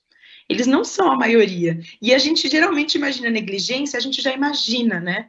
Abuso sexual, violência física, mas às vezes é falta de casa, às vezes é falta de comida, às vezes é falta de higiene. Mas não é porque está sendo negado necessariamente aquela criança, né? É porque ninguém teve aquilo. Então, como é que a gente tem que pensar? Será que não seria possível a gente pensar estratégias de melhorar esses dados? Porque o SNA vai ser, o Sistema Nacional, né, de Acolhimento e Adoção, ele vai ser onde a gente vai conseguir pegar informações sobre isso, porque esses processos eles são completamente fechados. Então, as informações que a gente vai ter sobre isso estão nesses processos e nessas guias, em que um xizinho vai abarcar uma infinidade de temas. E acho que tem uma outra questão que é importante do sistema, né, mas da nossa dificuldade de tradução com o direito, que é o seguinte, e aí, né, para o Nakamura, mas também para todas as pessoas que estão aqui, que já estão habituadas, né, com a leitura dos processos, eu como professora para primeiro ano, segundo ano no direito, é sempre um espanto quando os alunos se dão conta de que você pode defender teses opostas com base na dignidade da pessoa humana. Dependendo do uso retórico que você faz, por exemplo, muitas vezes vocês devem ver nos processos que vocês atuam e atuaram, pessoas que estão pedindo coisas que são contrárias ao direito da criança com base no Estatuto da Criança e do Adolescente. Interpretações torcidas daquilo que é. Isso é uma prática do ambiente jurídico, né? E a magistrada, inclusive, deve se deparar com isso constantemente. Falar, gente, como é que essa pessoa está falando que isso aqui é a garantia de um direito? E a gente faz isso nas escolas de direito, né? A gente torce os argumentos e a gente está defendendo aquilo ao ponto, a gente primeiro fala, o que eu quero defender, o que o meu cliente precisa? E a partir daí você constrói a sua narrativa. Essa lógica que alguns professores da antropologia, como Roberto Cante de Lima, alguns profissionais, inclusive, especialmente, né, na área da infância, vão descrever para a gente, falando, olha, essa lógica do direito adversarial, um contra o outro, não pode ganhar espaço na infância e juventude, por exemplo. Por quê? Porque a gente está buscando o melhor interesse, a melhor saída. A gente não pode ficar fazendo essa briga de argumentos, muitas vezes desfocado da realidade. Será que a gente tem que mudar o modo com que a gente encara esses processos? Não só no momento da decisão, mas no momento do peticionamento, no momento da defesa, no momento das audiências. Olha, o que é o melhor nesses casos? Outros casos que a gente vê isso muito, gente, dando um outro exemplo, né, mas são as varas de família. Né, não dá para a gente... O quanto que a jurisprudência do direito de família evoluiu quando as pessoas começaram a falar, olha, ele tem um pai biológico, tem um pai socioafetivo, vai ter os dois pais, eu não vou ficar negando a realidade. Existem esses dois vínculos. Antes, quando eu estudei, por exemplo, se queria negar esse vínculo, falar, não, pai é só um.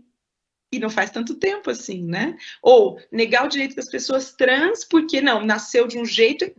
Olha só o quanto que a gente evoluiu em 10, 15 anos. Então, o direito da infância e juventude no país também precisa evoluir para a gente pensar como é que a gente tem que parar de torcer argumentos e construir o melhor interesse da criança na prática. O melhor interesse da criança na prática é sempre a convivência familiar com a sua família de origem. Tá, e a partir daí trabalhar o que é possível, o que não é, e não ficar torcendo, né, os argumentos. Ah, porque ela já teve outros casos, não pode? Não pode? Como assim? Né? Então, pensar um pouco isso, assim, acho que... E essa opção pela proteção das crianças e dos adolescentes, a desproteção das famílias, é um pouco por aí, né, gente? Como é que a gente também cria essas ficções de, olha, não tem política, então não tem o que fazer, então se encaminhe. Então, assim, aqui também, nesses encaminhamentos, é um pedido aqui, né? Vamos usar a nossa força criativa para pensar outras formas de atuação. Olha, no município que eu atuo, eu não posso encaminhar para acolhimento conjunto porque não tem vaga. Gente, vamos criar essa vaga. É obrigação do executivo ter essa vaga. Se tem essa demanda, tem que ter essa vaga. Como é que a gente vai construir isso? Ministério Público, Defensoria Pública. Imagina Ministério Público e Defensoria Pública pedindo que exista naquele município um acolhimento conjunto para se garantir, supervisionar, cuidar dessas famílias e ver se realmente tem que ter a destituição. Imagina a potência disso, gente. Ministério Público e Defensoria podem atuar juntos. Né, chamar, vamos fazer uma reunião intersetorial, município, cadê a sua assistência social, sua saúde, educação, moradia? Essa mulher, ela entrou aqui no sistema em razão de uma possível destituição, mas a gente não pode deixar ela entrar nessa engrenagem, a cada filho que ela tiver, a gente destituir 1, 2, 3, 4, ela tem que entrar nesse fluxo aqui e sair daqui com casa, moradia, um mínimo de saúde, um mínimo de potencial de educação e trabalho. Porque se a gente destituir essa mulher, ela voltar para a rua, voltar para a prostituição, voltar para o uso de drogas, gente, o que a gente está fazendo? O que o sistema de justiça está se tornando? Aquela roda que as pessoas botavam as crianças, que retira os filhos das mulheres? Então, esse lugar estranho, isso, gente, eu estou contando para vocês, mas eu também estou contando para vocês de histórias que me foram contadas. Eu quero ler umas frases para vocês aqui, que é, por exemplo, uma profissional que falou assim para mim. Profissional, né, eu, no meu doutorado, entrevistei profissionais dos setores técnicos das varas da infância no Estado. Então, uma dessas profissionais falou assim para mim, Janaína, o nosso cotidiano ele é assim, você vai precisar decidir se você vai ser uma profissional que se conforma com as ausências de direito das famílias, ou que vai passar gritando a falta de políticas públicas ao longo do processo. Porque a gente tem que falar sobre isso. E aí, uma outra profissional falou assim para mim, Janaína, quando a gente vê quem são as crianças destituídas e quem são as crianças adotadas, quando a gente vai nos espaços de acolhimento, e essa é uma profissional negra, ela falou, olha, eu como profissional negra do tribunal, se eu parar para pensar, e por isso que é difícil parar para pensar, eu sinto muita dor. Porque eu sei a cor do acolhimento e eu sei qual que é a cor da adoção. Eu sei qual que é a cor da destituição. Então, é muito difícil, quando a Thaís também quer racializar a questão, eu acabo não fazendo isso um pouco aqui, porque eu também estou tratando de autos, né, gente, nos autos, às vezes as crianças das famílias têm várias cores, às vezes falam branca, às vezes falam negra, às vezes falam parda, a criança parda, a mãe negra, o pai quando aparece, né, então, essas questões, a gente tem que pensar sobre elas, essa rotina de trabalho, para que a gente está servindo, né, então, um trabalho que adoece, um trabalho sem possibilidades reais de encaminhamento, e aí uma das profissionais falou para mim, poxa, às vezes eu me pergunto de quem que a gente está cuidando. Uma das magistradas também que eu conversei falou isso, olha, essa dinâmica, né, de limpar a mesa, eu preciso cada vez mais, tem mais processo, como é que eu vou dar o cuidado individualizado? Como é que eu vou pensar a articulação de políticas públicas? Eu sou juíza, eu tenho que decidir processo. Então, são esses desafios dos trabalhos intersetoriais, dos trabalhos interdisciplinares. E como é, gente, como é que a gente vai fazer essa atuação se a própria métrica dos processos não valoriza essas reuniões, não valoriza esse esforço? Então, vocês veem, é uma transformação de como a gente pode trabalhar dentro do judiciário também, valorizar os tantos juízes e juízas que têm feito audiências concentradas nos espaços, que têm tentado articular com os municípios, os setores técnicos que fazem essas reuniões intersetoriais, o quanto que isso conta lá na estatística da sentença do final do mês. Então, essa opção pela proteção das crianças e adolescentes e a desproteção das famílias, eu entendo sim que ela é prioritária e ela, no limite, tem que ser feita, mas a gente tem que expandir isso, a gente não pode se conformar com isso. E, por fim, a justa responsabilização dos genitores, eu já agradeço, doutora Eliane, você problematizar, né, que responsabilização que é essa, né? O que é isso, né? Eu quero, assim, dar um exemplo para vocês, não tenho resposta sobre isso. Muitas das profissionais trazem, sim, gente, momentos em que elas decidiram pelo desacolhimento e se arrependeram, crianças que depois ficaram em risco, que voltaram mais traumatizadas para o acolhimento. A gente não tem o potencial de controlar, né? Que bom seria se a gente pudesse controlar e falar nada vai acontecer com essa criança, ela vai ficar completamente protegida. E por isso que a gente tem que ampliar as pessoas envolvidas nessa proteção, o Estado, a sociedade e a família, e não só responsabilizar a família pelo mau cuidado e colocar ela em uma outra família, porque de novo a gente está desresponsabilizando o Estado, a gente está desresponsabilizando a sociedade. Quantos de nós, e aí eu digo como sociedade civil organizada, somos família acolhedora? Quantos de nós estamos em programas de apadrinhamento afetivo? Quantos de nós estamos realmente preocupados com essa infância que está sendo cuidada pelo Estado? Então, esse envolvimento ele não pode ser só na adoção. A gente não pode falar só da adoção como uma política de cuidado, né? A gente tem outras políticas de cuidado e a gente tem que se envolver nelas. Então, essa responsabilização dos genitores, eu fico pensando como é que a gente tem que pensar a justa responsabilização da sociedade, do Estado, que não está enfrentando a questão das drogas. Gente, a gente tem que enfrentar a questão das drogas, a gente tem que enfrentar esse tema. Por exemplo, a gente tem que enfrentar a desigualdade social, a gente tem que enfrentar o fato de que famílias de classe média e classe alta, muitas delas, os genitores também usam drogas. Mas o que eles têm de diferente dessas famílias pobres? Rede de apoio, escola particular, governanta, a criança, né, pode passar o final de semana com a rede de apoio, os pais vão para o final de semana deles, usam a substância que eles querem, voltam segunda-feira para a vida normal deles. O uso recreativo de drogas, ele existe. A gente não pode trabalhar só com abstinência, e a gente não pode só trabalhar com o fato de que algumas pessoas serão responsabilizadas pelo seu uso de substâncias e outros usos a gente vai ignorar. Fora o seguinte, né, gente, o que é o uso de substância nocivo para as famílias? É uma lata de cerveja todo dia? É um cigarro de maconha todo dia? Dia sim, dia não? Qual que é o uso que acarreta o risco? Porque às vezes, e aí tem uma profissional muito legal que chama Thaís Machado, da Unicamp, ela fez uma pesquisa com mulheres usuárias de drogas, enquanto ela era trabalhadora médica do consultório na rua, em Campinas, e ela vai falar sobre essas dificuldades de cuidado. E como, por exemplo, gente, a gente não consegue isolar o risco da droga, porque essas pessoas, em geral, elas estão num contexto de risco. A família criança ela é sujeita à violência, à desnutrição, à pobreza, à miséria. A droga é só mais um elemento. Então, o quanto que a gente, às vezes, não aumenta, né, não só olha o uso de drogas e negligencia esse entorno. Então, a gente também tomar cuidado, né? Tomar esse cuidado no sentido de olhar esses casos. É a droga mesmo? Se essa pessoa está fumando crack todo dia, ela chega drogada, ela espanca as crianças. É isso? Ou a gente está falando de uma pessoa que faz um uso pontual, mas que leva as crianças na escola, que tem uma rede de apoio? A gente está falando de uma moralização desse uso ou a gente está falando de um risco real? Acho que essa também é uma das provocações, né, Thaís, que você traz e que eu aprendo tanto com o seu trabalho, que é a gente falar de desmisturar essas coisas, desmisturar, gente, essas moralidades, e essas coisas que vão sendo, a gente vai se acostumando, né? Ah, não, a adoção é um ótimo caminho. Sim, ela é um ótimo caminho, mas ela não pode ser a nossa política pública principal, mesmo porque as pessoas que foram separadas das suas famílias estão começando a falar sobre como elas queriam que talvez tivesse sido investido mais na família delas, como é que essas histórias estão sendo cuidadas, né? Assim, terminar aqui minhas considerações, uma profissional falou assim para mim, que os laudos dela, a gente tentava fazer com muito cuidado, mesmo quando fosse decidir pela destituição, indicar, né, ela não decidia, né, ela era uma profissional do setor técnico, mas mesmo quando ela indicava a destituição, ela tentava fazer aquele laudo com o máximo de cuidado, de respeito, sem revitimizar aquela família, sem hiperexpor aquela família, aquela mãe, porque talvez aquela criança vá ler aquele material. E aquilo vai ser tudo que ela vai ter daquela família de origem dela. Que talvez por trás daquela mãe, realmente usuária, moradora de rua, tinha uma mulher que queria permanecer com seu filho, que não pôde.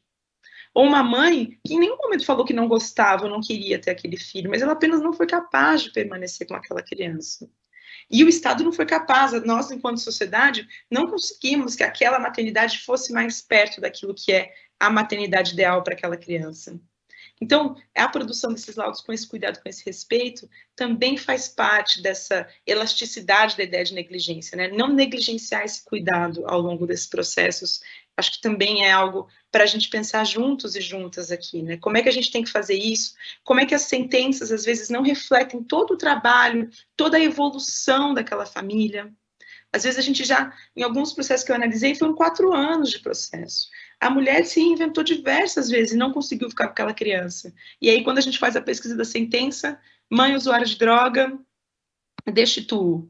Nossa, mas tem um mundo nos laudos. A sociedade só vai ver a sentença. A gente só vai ter acesso à sentença ao acórdão. Olha o quanto de coisa a gente, né, não está contando sobre uma mulher que não ficou com seus filhos, mas lutou para ter aquela criança, né? Lutou para estar com aquela criança, tentou, não teve acesso a políticas, ou teve, não conseguiu, mas olha só quanto de histórias a gente não conta quando a gente resume tudo a destituir do poder familiar, porque é usuário de droga, porque não tem condições, porque é incapaz para a maternidade. Então a gente tem... poderia ter mais 2 horas falando, né, sobre essas dificuldades de voz e narrativas dentro dos processos. Fica aí uma ideia, né, para a gente voltar a conversar sobre como pensar essas narrativas nesses processos, sem negligenciar esses cuidados todos. Enfim, é isso. Eu fico viajando, gente. Vou ficar aqui, sou uma apaixonada pelo tema. Dá para ficar. Daqui a pouco eu ligo para a Thaís. Acabando aqui, a gente vai ligar e vai conversar mais 1 hora sobre o tema, porque a gente faz isso. Enfim, obrigada pela escuta. Nós é que agradecemos. E assim, complementando um pouco a sua fala, que eu acho que, Janaína, você já respondeu até uma pergunta da Ana Carmen, que ela fala negligência, falta de política pública séria, desemprego, negligência, né? Desanimado estou com isso. Minha comarca é muito pequena, a rede, a saúde, a busca ativa escolar, nada funciona, nada é eficiente, né? Então, sugestão para o trabalho dos técnicos do tribunal. Então, acho que você meio que já respondeu, né? Buscar essa rede de apoio, né? Atiçar a rede pública mesmo, né? De garantia de direitos pública, para que busque essa rede de apoio, né? Dando incentivos. A Ariadne, que é assistente social judiciária, ela não, pergunta. Muitas vezes os cuidados das famílias são insuficientes mesmo após o acolhimento dos filhos, o que culmina na destituição, né, do poder familiar. O que podemos fazer no cotidiano do nosso trabalho para alterarmos de modo significativo esta realidade frente às políticas públicas tão deficitárias? E o Felício começa parabenizando pelas excelentes explanações. Vocês não acham que deveria haver uma maior participação dos governos, federal, estadual, municipal, nas políticas de apoio às famílias em situação de rua? Jana, vou começar por aqui. É Felipe, doutora Eliane? Felício. Acho que ele respondeu. Respondeu? Assim, não, brincando, sim, a senhora leu numa ordem, que a pergunta que ele faz, ele já traz, né, no seu conteúdo, uma provocação, trazendo para a cena justamente a participação do Estado nas suas diferentes dimensões. E aí, durante a sua fala, Jana, eu fui pensando tanta coisa aqui também, e ficou para mim, né, muito claro quando você traz, olhando para a lógica adversarial dos processos. Eu trabalho numa comarca pequena onde a gente não tem defensoria pública organizada, é convênio com a OAB. E na minha cabeça ficou assim, quem defende essas famílias? Né? Considerando a falta efetiva da defensoria pública, quem é que consegue olhar nesses casos para essa família e apresentar uma defesa? Fica aí a pergunta. E aí uma outra questão, pensando nesse desânimo, que eu estava lendo também aqui no chat, das profissionais e profissionais que estão na rede e entendendo essa dificuldade da articulação, eu acho que talvez na minha fala eu não tenha dado muita ênfase a isso, porque por hora a gente não tem respostas práticas e imediatas, mas é importante a gente falar sobre. Então, por exemplo, o que significa o desfinanciamento das políticas públicas, o sucateamento da aparelhagem do Estado, o que significa a baixa remuneração dos profissionais que trabalham nesses serviços, a incompreensão da rede no sentido da corresponsabilidade. Então, quando a gente olha para a rede, a gente está entendendo que é um sistema orgânico, articulado, que precisa se corresponsabilizar. que a situação do acolhimento não é da política de assistência. Aqui no meu município a gente consegue articular uma reunião de PIA e recentemente a gente tem a participação da Secretaria do Desenvolvimento Econômico para dizer, olha, para essa mãe que tem um filho acolhido, ela precisa da frente de trabalho. A gente conseguiu articular com a Secretaria de Habitação e agora tem uma lei municipal, olha, para aquele adolescente que vai ser desacolhido por maioridade, ele vai ter no mínimo 1 ano de auxílio aluguel, porque a gente não tem república. Então, assim, isso é muito pouco diante do que é preciso, mas é um pequeno horizonte, é uma pequena microfissura nesse sistema que não tinha essa resposta antes, que era assim, olha, mulher tem que conseguir emprego, o adolescente tem que conseguir se virar. Então, assim, dentro do que os colegas e colegas trazem aqui, a sensação que eu tenho, nossa, é de uma angústia muito grande diante dessa escassez de políticas, e o que fica para mim, muitas vezes, é essa régua com gradientes muito diferentes do que é exigido das famílias e do que o Estado oferece. Então, ainda fazendo o gancho com o exemplo que Jana trouxe da amamentação dessa mulher, não dá para a gente admitir mais isso.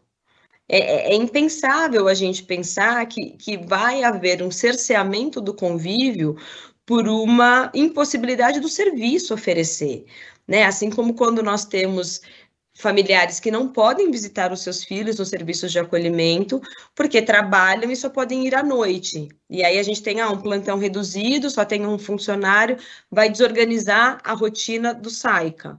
Sim, mas o SAICA está lá com qual objetivo?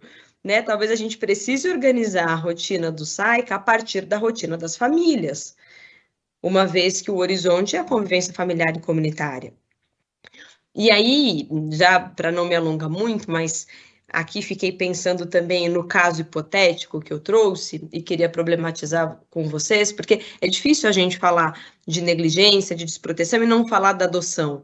Ainda que esse não seja o nosso tema, veja o quanto a gente tem falado sobre isso, porque está completamente interligado. E aí o que eu queria pensar com vocês é assim, hipoteticamente, se aquele caso que eu trouxe, se as crianças não tivessem idades entre 4 e 8 anos, que não foi à toa que eu dei essas idades, se elas tivessem 14, 15 anos, mesma situação, negligência identificada, será que seriam acolhidas? Será que haveria uma comoção da rede e do Poder Judiciário em promover um acolhimento e talvez uma futura destituição?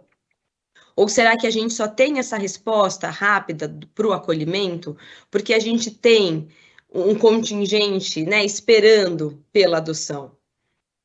Se a gente não tivesse pessoas habilitadas para adoção, será que a resposta do Estado seria a separação dessas crianças dessas suas famílias? Então, assim, é preciso falar sobre adoção, porque ela não pode ser uma política pública. E é o que a Jana falou, né? Eu não sou uma trabalhadora contrária à adoção, mas a gente precisa questionar a engrenagem que está posta para compreender se, de fato, para algumas situações, a adoção é a melhor alternativa para aquela família e não para aquela criança.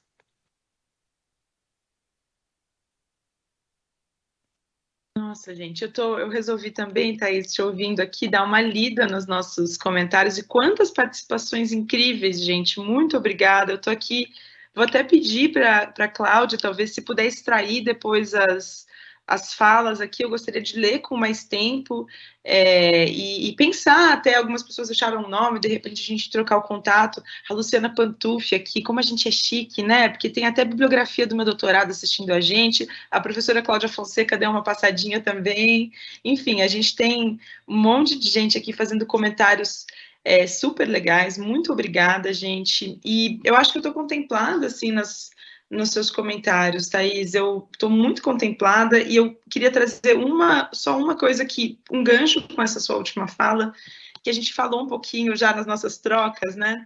Porque às vezes, gente, as pessoas, e eu tenho tido a satisfação de fazer conversas sobre as famílias de origem, sobre destituição, em grupos de pessoas que são pretendentes à adoção, né? Em grupos com as doulas de adoção, que também tem uma simbiose com a adotiva. A adotiva tem trazido cada vez mais conversa sobre família de origem. É incrível esses espaços, inclusive para provocação intelectual mesmo. As pessoas perguntam, nossa, mas se acabar a destituição, vai acabar a adoção? Porque eu quero ser pai ou mãe pela via da adoção.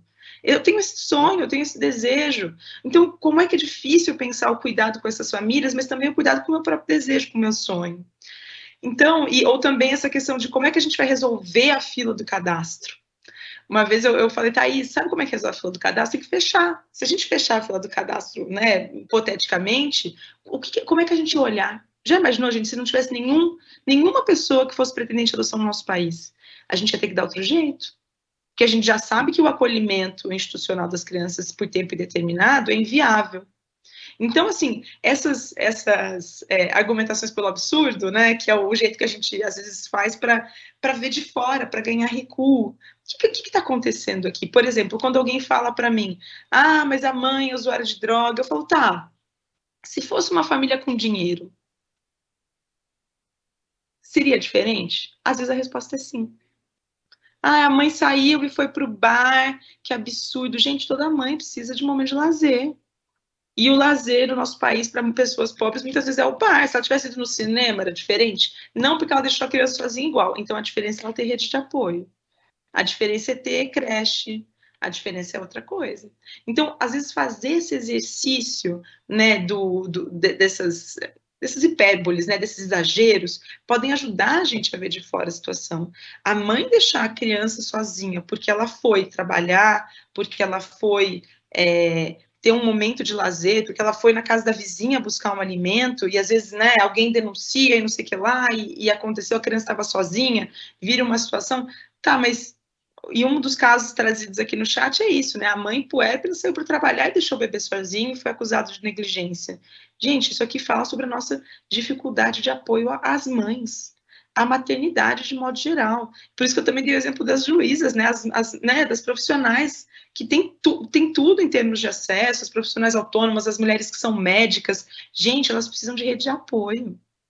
Elas precisam de alguém que cuide, ou da família, ou alguém remunerado para cuidar dessas crianças. Porque uma pessoa só não dá conta disso. Então, a gente também tem que questionar um pouco essa hipermaternidade através desses processos. E mais alguém trouxe aqui isso no chat. Poxa vida, cadê os pais? Pois é. E quando o pai existe em famílias de todas as classes sociais, não necessariamente ele é rede de apoio.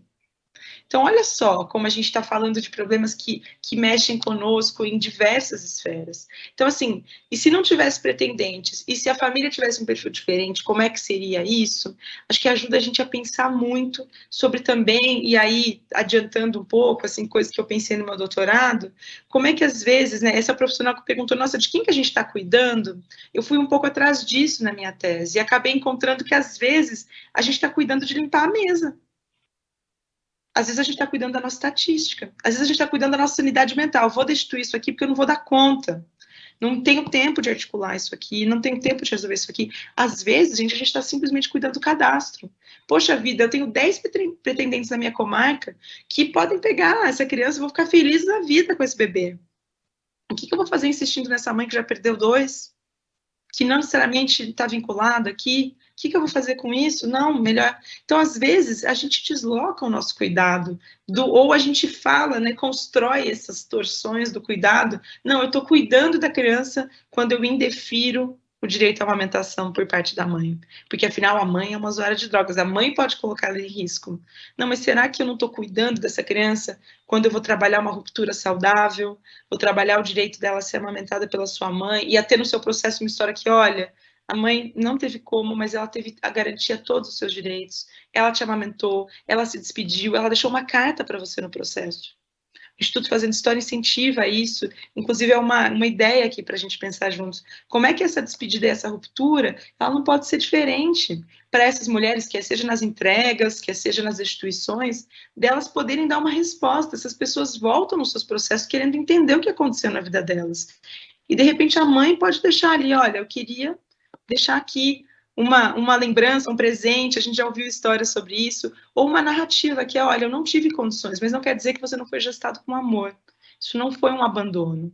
A Aline de Belo Horizonte, ela foi destituída do seu primeiro filho, e hoje acho que ele já deve ter uns 10 anos, e ele foi adotado, ele tem outro nome, e na audiência pública que aconteceu em Belo Horizonte, ela falou, olha, eu tenho outros 2 filhos hoje, eu sou uma usuária de drogas recreativa, eu tenho condições de estar aqui, eu tenho condições de criar os meus filhos, e a Aline falou, mas olha, eu não quero pegar essa criança de volta, né? Ela já tem outra família, outro nome, outros irmãos, mas eu quero que ela cresça sabendo que ela foi amada, que ela não foi abandonada, que ela não foi negligenciada, que ela foi uma criança retirada de mim, porque naquele momento o Estado entendeu que eu não tinha condições de cuidar dela, mas que ela não precisa crescer marcada por esse abandono. Olha, gente, em termos de qualidade de história de vida para essa criança que a gente fala que está protegendo, se ela tivesse acesso a essa narrativa e não destitui do poder familiar porque é usuária de droga incapaz para a maternidade. Muitas vezes as emendas são assim. Então, olha só o quanto de coisa, né, que às vezes a gente está tão impotente, tão cansado e não dá, mas o quanto de coisa cabe nessas atuações, né, a gente construir atuações mais humanas quando a gente pensa no cuidado com essas histórias, expandir, né, a elasticidade da negligência, ela ocupa a gente demais, e a elasticidade do cuidado, e a elasticidade do olhar para essas pessoas e para essas famílias. Eu acho que, e dessas pessoas, dessas famílias, e também das magistradas, dos setores técnicos, como é que a gente pode construir alianças nisso, né? Essas articulações conjuntas, estamos todas adoecidas nesse contexto, né? Defensoras, magistradas, setores técnicos, como é que tem uma lógica de exaustão com esses casos que parece que não acabam e que é sempre doloroso, é sempre muito ruim. Acho que a gente também criar espaço para falar dessas afetações pode ajudar muito a gente a transformar essa realidade, porque ninguém está bem. Quando eu faço essas entrevistas, conversas, está todo mundo incomodado. Então, se está todo mundo incomodado, a gente tem que construir o caminho para a mudança, porque não é possível que está todo mundo incomodado e a gente vai continuar atuando da mesma maneira. Alguma coisa a gente vai ter que mudar, para mudar essa engrenagem, né? Mudar como as coisas acontecem. Em uma palestra uma vez para juízes, o juiz falou, Janaína, muito legal o que você falou, mas eu não decidiria diferente. Eu falei, doutor, puxa vida, mas e se o processo chegasse diferente na sua mesa? E se o processo chegasse com rede articulada, com saúde, com moradia, com educação, com a sua caneta ali para você falar, crie-se a vaga em creche, crie-se a vaga numa reabilitação para essa mãe, crie-se uma vaga no programa de moradia do município. Imagina, se esse processo chegasse diferente, a gente tem que parar de pensar com a mesma cabeça, né? A gente tem que olhar para isso, imagina se os processos chegassem diferentes, se a gente cuidasse deles antes, se a gente olhasse para esse caso de destituição, não para resolver o problema dessa criança, mas para falar que essa mulher nunca mais seja destituída de uma criança. Que essa criança não receba irmãos nessa nova família, né? Que a gente possa, inclusive, que essa criança busque a própria história e tenha orgulho do que o Estado fez por aquela família, pela sua história. Se a gente parar para olhar assim para esse processo, eu acho que a gente vai ter muita potência de cuidado e de resposta a tantas mensagens aqui, desses mais de 280 participantes que estão aqui também incomodados, né, com o que a gente está fazendo, né, em nome do melhor interesse das crianças. O que a gente está cuidando, né, gente? Quem que a gente está desprotegendo? Quem que a gente está negligenciando? É verdade. Se a gente recebesse o processo diferente, talvez nem decisão precisasse. Porque, na realidade, quando a gente pensa em infância e juventude, principalmente, qualquer processo que seja de guarda, seja de acolhimento, a gente pensa justamente em chegar a um denominador comum, né? A gente pode falar até num sentenciamento coletivo, né? Numa forma de resolver coletivamente tudo isso. E quando eu olhei a primeira pergunta lá de cima, que falou em responsabilização, né, que eu até tirei a palavra genitores, eu pensei que a pergunta poderia ser: quais parâmetros objetivos podemos utilizar para a justa corresponsabilização? Né? Corresponsabilização. Como pensar juntos, né? Como agir coletivamente, né? E não estou dizendo só de rede de proteção de direitos institucionalizada, né? Vamos dizer assim, mas estou dizendo também da rede de apoio que aí insere-se os conceitos de comunidade, de vizinhança. Quem é a rede de apoio daquela família fora da instituição, né? Por que ela não aparece nos processos? O que está fazendo com que elas não apareçam? Qual é o bloqueio que existe aí? Então, são muitos pensamentos, né? E encaminhando já para o final, por conta da hora, né? Perguntas acho que não tem mais, mas tem vários elogios, várias reflexões que daria para a gente divagar nessas reflexões por muito tempo. Aí a equipe vai passar para vocês, porque eles fazem um documento compilando, inclusive eu vou olhando, inclusive, nesse documento compilado durante a palestra, as palestras, né? Então, a gente não vai ler aqui, porque realmente são muitos, a gente ficaria um tempasso lendo, mas são muitas, e assim, de desconforto mesmo, mas esse desconforto é muito importante para trazer as reflexões e as possibilidades de transformação, né? De pensamento e de conduta. Então, acho muito importante. Eu, particularmente, adorei as falas, eu ficaria aqui também conversando por muitas horas. E aí eu vou passar a palavra rapidinho para a Thaís, depois para a Janaína, para as considerações finais, e depois volta para eu finalizar só o evento. Agradecendo já muitíssimo aqui, e a gente pode, sim, retornar a falar e continuar essa reflexão num outro dia, porque estamos de portas abertas aqui para ouvir. Eu acho muito importante ouvir todos. E uma coisinha só que eu queria colocar, que eu até deixei escrito aqui, para não esquecer de falar, é que a Thaís falou, assim como ela, eu também estou numa comarca pequena que não tem defensoria pública, né, o convênio OAB de defensoria, e a gente está tentando trazer nos PIAs, o que também não é fácil, porque a gente é uma busca, né, ativa de trazer a Comissão dos Direitos da Criança e do Adolescente, que é formada por advogados, nessa construção desses PIAs, desses planos individuais de atendimento, porque não só para eles participarem do caso concreto, mas mais para eles terem conhecimento do que a gente está falando, né? Do que eles podem ajudar em termos de construção de políticas públicas numa amplitude maior, né? Então, eu acho que essa é uma ideia muito boa, tem dado muito resultado aqui. Eu acho bem interessante. Thaís, Janaína, palavras finais, muito agradecendo já. Obrigada pela dica, doutora Eliane. Acho que é uma articulação que a gente pode pensar, sim, aqui no território. Bom, eu só tenho a agradecer, foi uma oportunidade incrível estar aqui.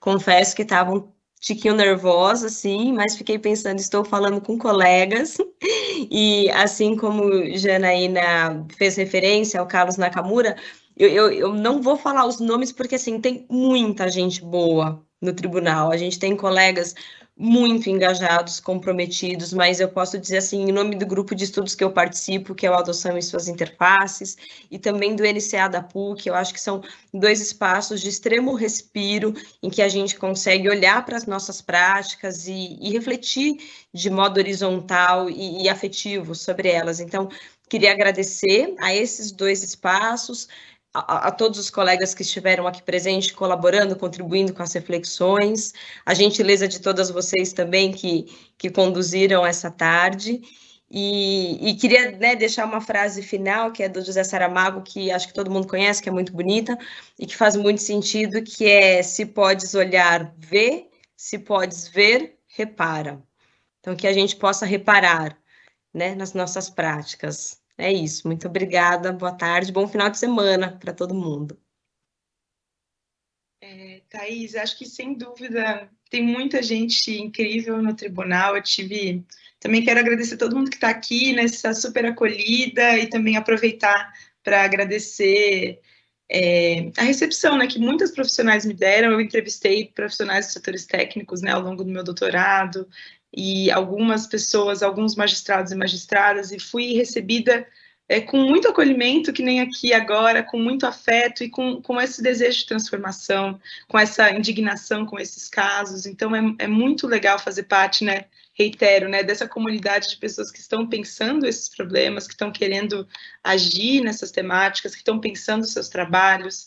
E, enfim, estou muito feliz de estar aqui, quero agradecer demais as considerações, a oportunidade de estar aqui com vocês. Então, doutora Eliane, um prazer ter estado aqui, Camille, Cláudia, Eliane, Eliana, tem várias pessoas, né, que fazem esse evento acontecer, então não somos só nós aqui, tem todo, né, o bastidor de diversos e-mails, diversas demoras minhas de responder para conseguir estar aqui com vocês, mas quero agradecer muito, quero falar para vocês que também, da minha parte, né, digamos, sociedade civil, academia, eu acho que vocês tocam aqui nesse final, numa parte que é muito importante. Eu e a Thaís, a gente já escreveu um textinho sobre isso, mas que vale a pena a gente continuar pensando. Eu, como professora em cursos do direito, como é que nós estamos formando as pessoas para atuar com infância. A gente tem uma grande lacuna na formação dos advogados e das advogadas, na atuação de infância. É uma atuação que não dá dinheiro, então ela não é privilegiada nos cursos, ela acaba sendo específica para quem vai se dedicar a estudar Ministério Público, Magistratura e Defensoria Pública, e aí os estudos no concurso já são direcionados para algumas lógicas dentro das próprias carreiras, que não necessariamente são aquelas que são as que a gente está conversando aqui agora.